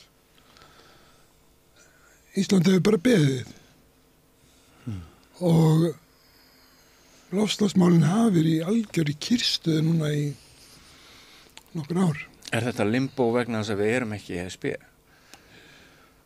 Nei, er það nú ekki því að kenna, heldur mér að EES-samningurinn, hann skildar okkur til að vera með í loftslagsstefnu Evrópusambandsins. Það var samþykkt 2009 og við fengum þar aðild og megin ástæðan fyrir þeirri umsókn Íslands sem að fá að vera með var að Ísland er í EES, stóriðan er með í ETS, þar að segja þessu viðskiptakerfi Evrópusambandsins og það hefði verið mjög ankannalegt fyrir Ísland að vera svo sér með aðra losun heldur en stóriðuna. Það er mjög dýrt, tvöfalt kerfi, tvöfalt magn af embættismönnum, fljúgandum heiminn og það er einfaldlega ekki gengið en sko Evrópa ástin í þinginu er mjög lítil, getur við sagt.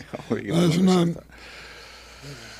og við sáum þetta til dæmis kristallast í fréttamáli sem að ég setti mikinn tíma í á síðustu vikum fréttablaðsins áður en það fór á hausinn þegar ég var að fjalla ætlaðar skerðingar Evrópusambandsins á hvernig þeir ætlaðu að stýra flugumferð og minka losun með þyngri, harðari mengunarsköttum að þá vildu Íslendingar fá undanþágur, töldu sig ekki þurfa að hlýta þessu.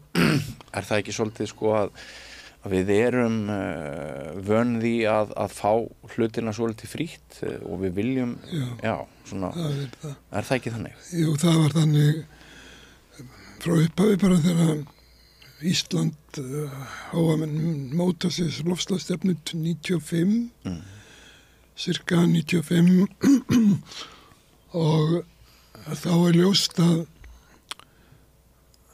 það er stemt að lagalega bindandi samningi á vettvangi loftslagssamnings Sameinuðu þjóðanna. Það sem að kveður á að ríki og þetta reyndar varð bara innríki, skildu draga úr losunum ákveð magn og það var Kyoto-bókunin. Og Ísland fekk þá undan það frá því. síðan þessi sérstætt mál hérna með flugið, því að endanum sagði Evrópusambandið já, þið getið fengið undanþágu frá viðskiptakerfinu, þessu ETS, en þá það gildum alla. Þannig að öll flugfélög sem að fljúga milli Íslands og Evrópu gildi bara innan Evrópska efnahagssvæðisins og öll þessi flugfélög hafa rétt að því að fá hana afslátt. Þurfu ekki að borga þetta, þurfu ekki að kosta neinu til að kaupa á losunheimildum. Já. Þannig að niðurstaðan svo að forsætisráðherra Íslands sem hefði farið til Dubai og sagt að Ísland á móti niðurgreiðslu á eldsneyti, jarðefnaeldsneyti sem nú víðastunda, að þetta verður að skoða sig niðurgreiðslu á flugeldsneyti. Því miður. Já. Og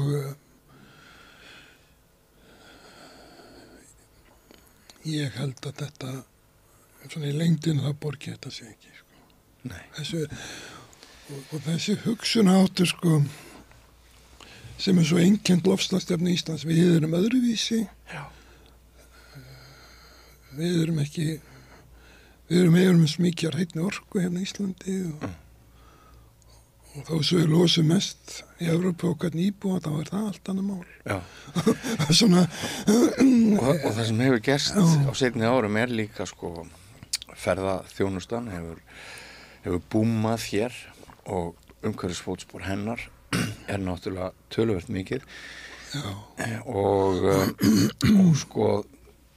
það eiginlega alveg sama hvernig maður lítur á þetta. Það er svona ákveðin veruleikaflótti og afneitun í gangi gagvart því að einhver verður að taka til eftir partíið og þau mun linna og það eru sennilega komandi kynslóðir sem að verða kallaðar til sem ræsti tæknar, en verður eitthvað eftir að þrífa ein spurningin.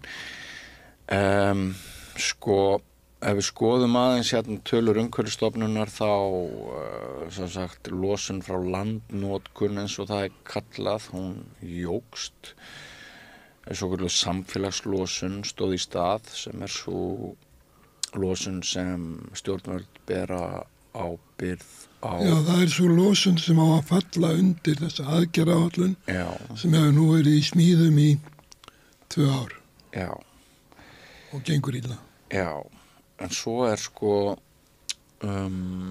losun frá staðbundnum iðnaði á Íslandi sem fellur undir þetta viðskiptakerfi ESB sem þú nefndir áðan ETS-kerfið, kaup á losunarheimildum eða viðskipti, hún jókst tæplega 2%. Það svolítið mikið. Já, álframleiðslan eykst og þá eykst losunin. Og þar hefur það löngum verið þannig að við erum góð í því að verja okkar eigi böl kemur að sóðaskapnum í kringu það með því að benda á að bölið sé verra. Við bætum okkar eigi böl með því að horfa til annar átta. Og á sama tíma, og markmiðið ætti að vera það að við minnkum losun, þá segjum við það skárra að framleiða ál hér heldur en við einhverjar viðurstyggilegri aðstæður sem myndu valda enn meiri mengun út í heimi. En þetta ábyrg afstæða til framtíðar? Nei, þetta ekki verið ábyrg afstæða og álfyrirtækin hérna á Íslandi vita það mæta vel að þau verða að draga úr losun. Það bara þannig. Það ekkert annað í stöðinni. Það má taka, getur tekið einhver 10-20 ár, en þau verða að finna leiðir til að, og það vel hægt að framlega ál á þess að brenna kolum. Eins og þetta svona, hvað þetta kallað á íslensku? Þetta kallað kólarafskaut sem brend upp við álbræðsluna og veldur umtalsverðri losun. Ég held að sé cirka 1,6 tonn af koltvísýringi eða koltvísýringsígildum fyrir hvert tonn af áli. Og fyrirtækin hafa reynt að svona fullkomna þessa brennslu, við getum sagt svo, og meðan svona núverandi tækni þá sem þessi kólarafskutt þá þarf að breyta því. Það hefur verið að byggja síðast í vissi nýja álversmið í Kanada á vegum minni mig Alcoa, kanadíska ríkinu og Apple. Já. Og þessi framleiðsla á að vera þá losuna frí. En eins og því það ef að framlega áli hérna á Íslandi með á þess að losa neitt, þá er það bara ný álver. Sko. Þannig að þetta er dýrt en það verður að gerast.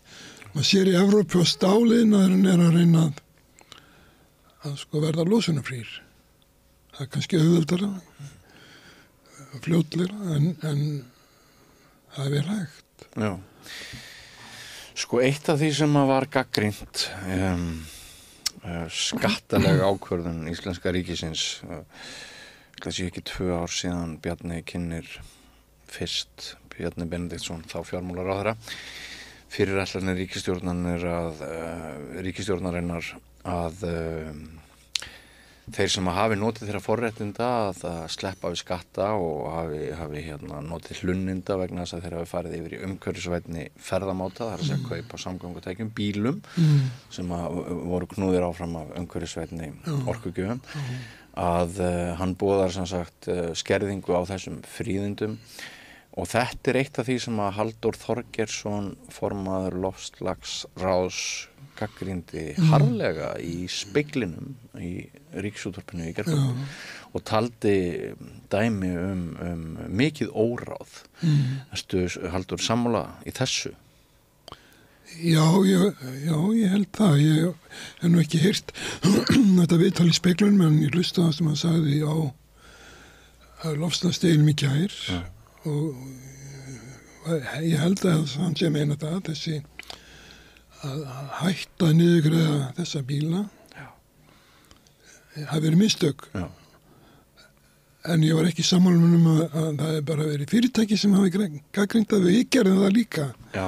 Og ég held að bara í svona þessum umhverfisbransa, þessum samtökum sem ég vinn í og líka öðrum samtökum eins og Landvernd, þá hafi mér rist hausinn. Og málið var kannski sko loftslagsráð hefur ekki virkað í 1 ár núna. Nei, hvers vegna er það ekki? Bara stjórnsýsla loftslagsmála er alveg ótæk hérna í Íslandi. Þetta er sko... Skýrðu það betur? Já, sko, það var boðað í fyrravor að loftslagsráð sem endaði skipunartíma sinn 31. ágúst í fyrra það ekki skipaðan í fyrir hann að lögum loftslagsmál hefði verið breytt. Og í þessum lögum loftslagsmál er ákvæði sem er ákala íþyngjandi, því þar segir að loftslagsráð sinnir þeim verkefnum sem ráðherra felur í hverju sinni. Og það hefur verið það og sem loftslagsráði gengi undir að sinna þeim verkefnum sem ráðherra setur því fyrir. Ekki sinna þeim verkefnum að gagnrýna eða upplýsa almenningum hvað stjórnvöld er að gera eða slíkt. Þannig að það verður rauninni þannig að ráðherran skipar aftur formann og varaformann í september í fyrra og hann skipar nýtt loftslagsráð núna í vikunni, en það ráð byggir á reglugerð sem hann setti þá í vetur loftslagsráð, reglugerðar loftslagsráð sem átt að koma í staðinn fyrir frumvarpið sem ekki var lagt fram. Jaha. Og þetta er stjórnsýsla sem bara gjörsamlega leikur, bara mjög leikur sko. Og ef loftslagsráðið virka eins og maður skildi ætla þetta að gera, þannig að segja veita stjórnvöldum aðhald, það hefði það verið starfandi vetur og óð á stjórnvöldum og bent á svona galla eins og þetta með með hvað gengur illa að koma þess fyrir aðgerðaáætlunarstað aftur. Hún átti að vera tilbúin fyrir ári síðan, rúmlega. Og með stjórnsýslu loftslagsmála það vísi henni bara til þess að það var gerð úttekt fyrir loftslagsráð sem að Capacent gerði og skilaði í apríl 2020 og niðurstaðan var bara að ef stjórnsýslan eins og hún núna þá verður ekki hægt að gera neitt. Og þessi stjórnsýsla hefur ekki verið löguð. Það var reynt svona sýtt hvað, það var sett ný deild í ný skrifstofu í loftslagsráðuneytið, sko, en nei, ég hef ekki séð að gangi mikið undan þeim, sko. Sko, þá það næsta spurning sem kviknar í mínu höfði og kannski margra hlustenda og áhorfenda. Eru meðvitaðar svona deyfi aðgerðir að ræða af hálfu stjórnvalda? Er bara kerfisbundið verið að viðhalda ástandi þar sem leiði til þess að við fáum auka frest til þess að takast raunverulega á við vandan? Eða að vandinn sé meira í umræðinni? Það erfitt að svona og einhver leiti þetta bara klaufaskapur en einhver leiti þetta arfleið frá þeim tíma að við þurftum ekki gera neitt. Eina sem stjórnvöld lagði í var að sko rækta skó sem að getur verið gagnlegt en ekki endilega. Það kom eiginlega aldrei inn svo hugmynd og svo hugmyndi verið aldrei fest rætur almennilega hér í stjórnkerfinu að sko vandamáli of mikið losun, ergo við drögum úr henni. Þessi samdráttur hefur bara einfallega ekki verið. Það har náttúrulega verið mjög áberandi hérna á Íslandi, svo kallar afneitun á loftslagsvandanum. Ég ekki að tala Bjarnar Benediktsson, hann skilur þetta mæta vel, en þingmenn í hans flokki sem að sko, já þeir geta hugsað sér græna virkjanir en ekki meira. Þú veist,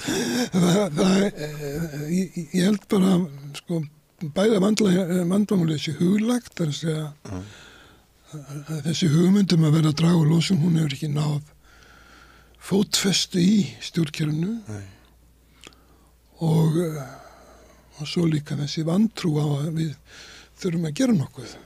En hvað með þessa pólitísku breytingu sem varð þegar sami einstaklingur fékk embætti orkumála og umhverfismála? Er það góð hugmynd?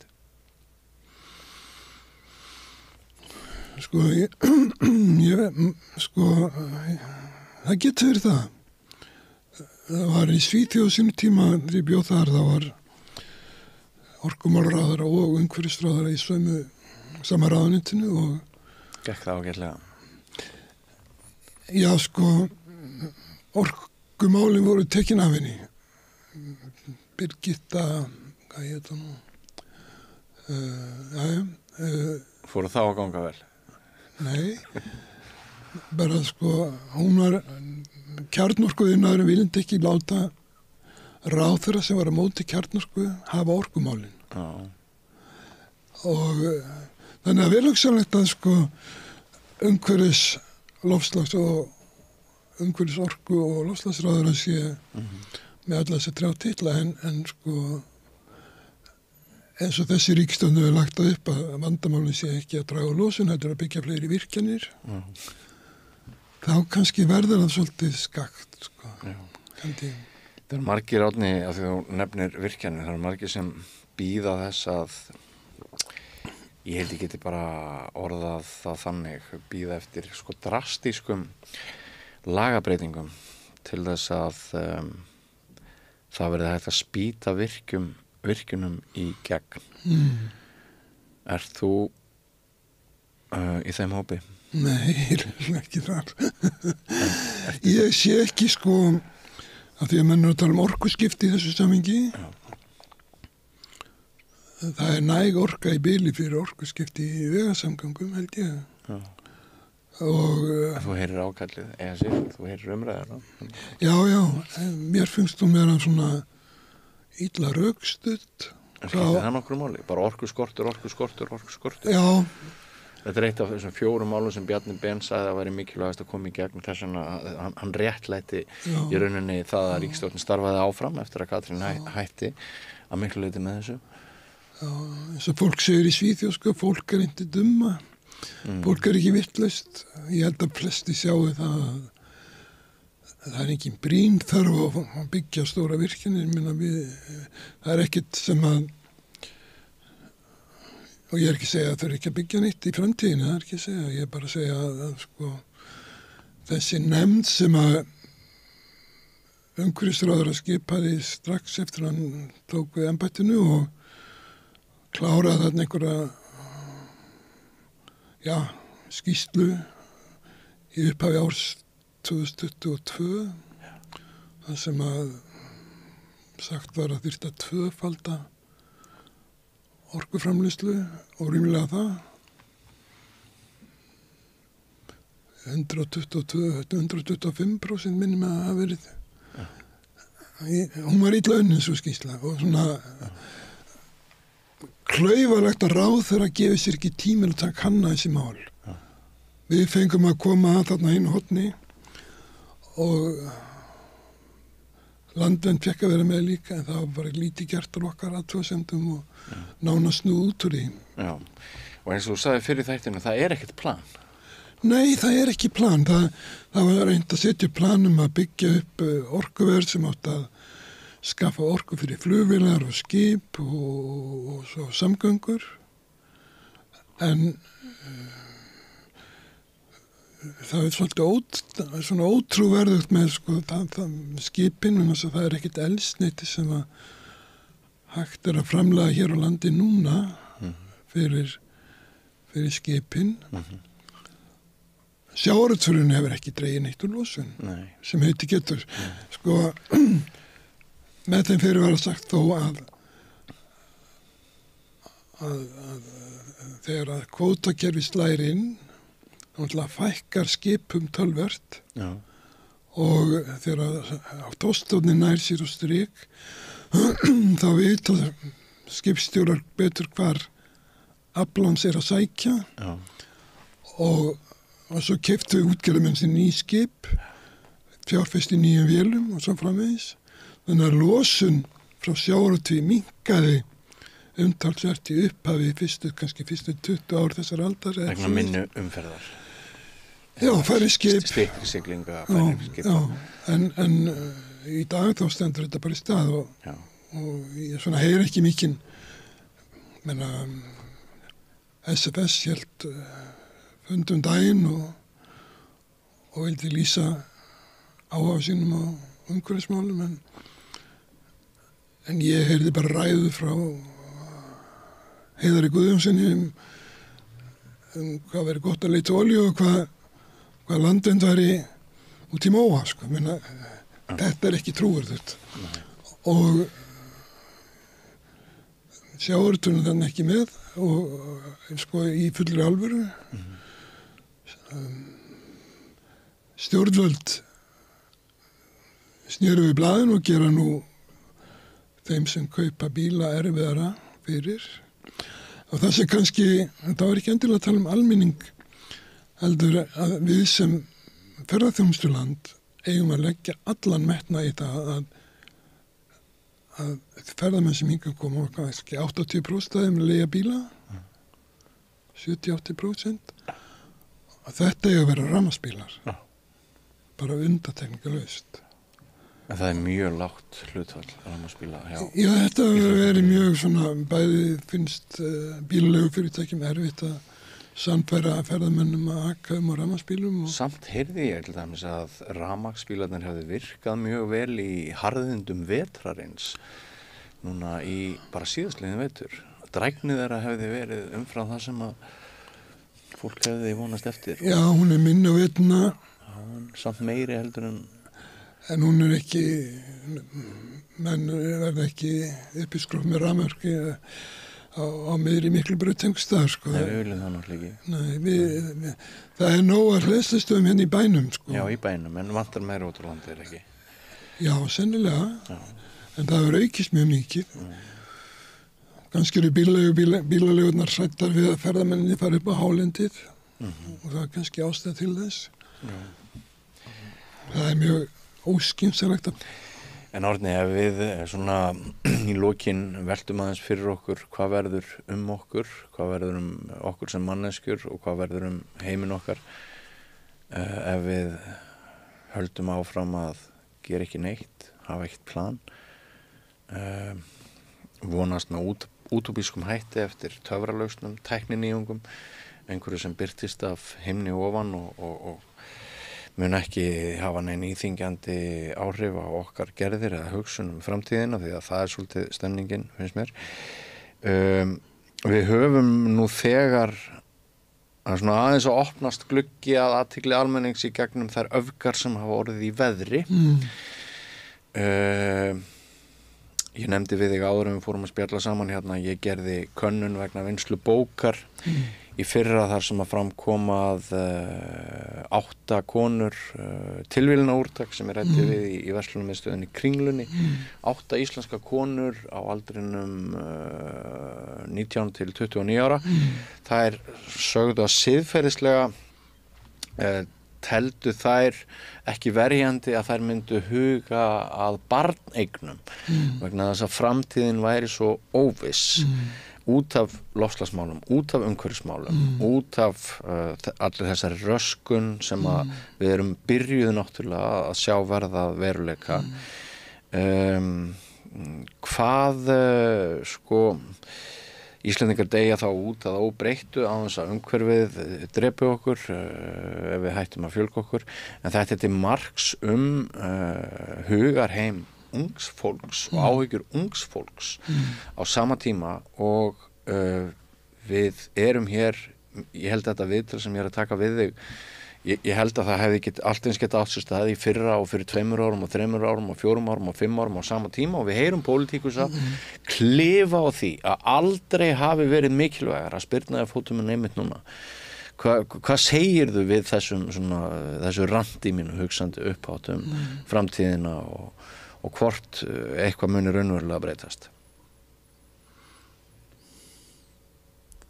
Og hvað þurfi til? Já. Ég held kannski almenningur þurfa að láta meira í sér heyra. Ég held að almenningur, fólk kjósendur bara, sé mjög andum það að börnin okkar eigi framtíð. Íslandi er náttúrulega bara lítið korn hérna í þessu öllum saman en tökum smá eyríkin í Kyrrahafi og víðar þar sem að þau hefa tekið höndum saman þessi litlu eyríki sem að munu sökkva inn til sæ ef framheldur sem horfir og þau hafa náð mikill athygli, þau náð miklum árangri við að íta á stóru ríkin og fá þau til að þetta eru Kína, Bandaríkin, Evrópusambandið, Rússland sem nú því miður stjórnaða glæpamenni og mun ekki gera neitt en við erum þá eitt af þessum smáu eyríkjum og við beitum okkur ekki meðlans vegna þess að við erum hálfpartinn í Evrópusambandinu vegna þess að við erum með Evrópusambandinu í loftslagsmálum en við erum ekki innan Evrópusambandsins við mótum loftslagsstefnu þess. Nei. Þannig við erum á kantinu þar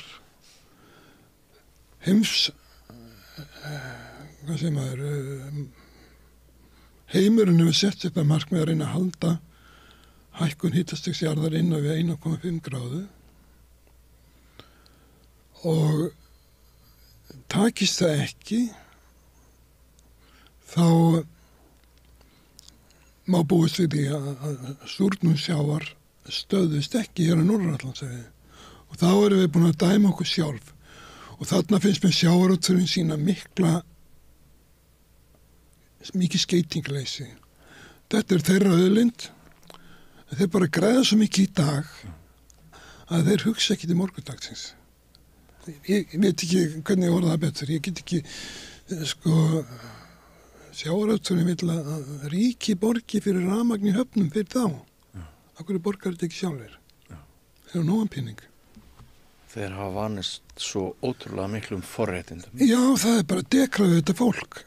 Þetta fengi aðgang á auðlindin okkar fyrir skíð og ingenting og ég orða þannig að útgerðamenn unnu þorskastríðin. Já. Þeir fengu yfirráð yfir auðlindum hafsins hérna við Ísland. Já. Ekki þjóðin. Einmitt. En við svo náttúrulega líka ljóst að ef að hlýnunni fer mikið yfir 1,5 gráðu þá búist við því að heimsframleiðslan efnaðar heimsins minnki 15%. Það tölvöld högg. Og sérstaklega fyrir þjóð eins og Ísland sem að byggir á ferðamennsku. Því að ef að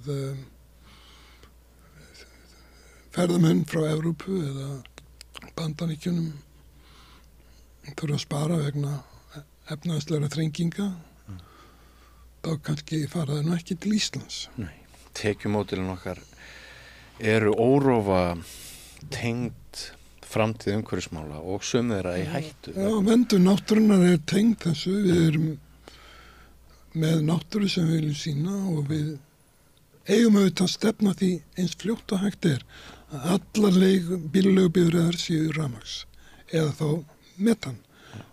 Það ekki gert. Það vantar hugsjón, það vantar markmið. Árni Finnsson, við látum það verða að loka orðin. Þakka þér kærlega fyrir að koma hér að Rauða borðinu á Samstöðinni. Hvernig getur við réttlætt að 60% Eflingarfólks eigi erfitt með að ná endum saman? Efling stéttarfélag. Barátta fyrir betra lífi. Já, þetta eru lokin á Rauða borðinu í kvöld. Ég þakka Birni Þorláks fyrir hans framlag og Pétri og Laufi fyrir að taka upp og senda út og öllum gestum sem hingað komu og ekki síst ykkur sem að horfðuð eða hlustuð. Þið bygguð til fjölmiðlun út úr þessu spjall okkar. Ég bendi ykkur á eins og oft áður að þið getið hjálpað okkur við að byggja upp dreifikerfi samstöðunar með því að segja vinum og vandamönnum frá efni sem ykkur líkar. Þannig höfum við byggt samstöðun upp á góðri afspurn. Þið getið bent á að við erum til á Facebook undir nafni samstöðunar, á YouTube undir nafni samstöðunar, á öllum hlaðarsveitum undir nafni samstöðunar og einstakra þátta. Við erum í útvarpinu á 89,1 á FM á Stóru höfuðborgarsvæðinu og þá má sækja þær útasendingar á spilaran, bæði spilari.is á netinu, en spilarin er líka app sem má hlaða niður í síman og hlusta á Samstöðun og allar íslenskar útastöður hvað sem er í heiminum. Við erum komin í sjónvarpi til þeirra sem er svo heppin að skipta við síman. Þar erum við númer 5 á fjarstýringunni. Kannski munu önnur fjarskiptafyrirtæki sjá ástæðu til þess að bjóða sínum viðskiptavinum upp á efni Samstöðunar 24 tíma sólarhrings, 7 daga vikunar, allan ársins samfélagsumræðu, þetta Rauða borð og í öðrum þáttum Samstöðunar. Samstöðin hefur byggst upp af áskriftum. Það eru þeir hlustendur og áhorfendur sem hafa lagt okkur lið með því að gerast áskrifendur. Það kostar 2.500 krónur á mánuði. Þið megi borga meirið þið viljið og þið sem að kjósið getið látið áskriftina renna sem félagsgjöldin í alþýðufélagið, en það er mitt alþýðufélagið sem á og rekur Samstöðina. Ef þið viljið slást í hópinn þá getið þið farið inn á samstöðum.is, það hnappur sem ástendur áskrift og þar getið þið skráð ykkur. En þetta er nóg í bili. Við verðum hérna næst annað kvöld á 50. klukkan 8 við Rauðaborðið og mig grunar að þá munum við ræða forsetakosningar sem að verða á laugardaginn. En þetta er nóg í bili. Ég segi góða nótt. Segðu það á Samstöðinni. Samstöðin er í eigu hlustenda, áhorfenda og lesenda. Sláist í hópinn og gerist áskrifendur.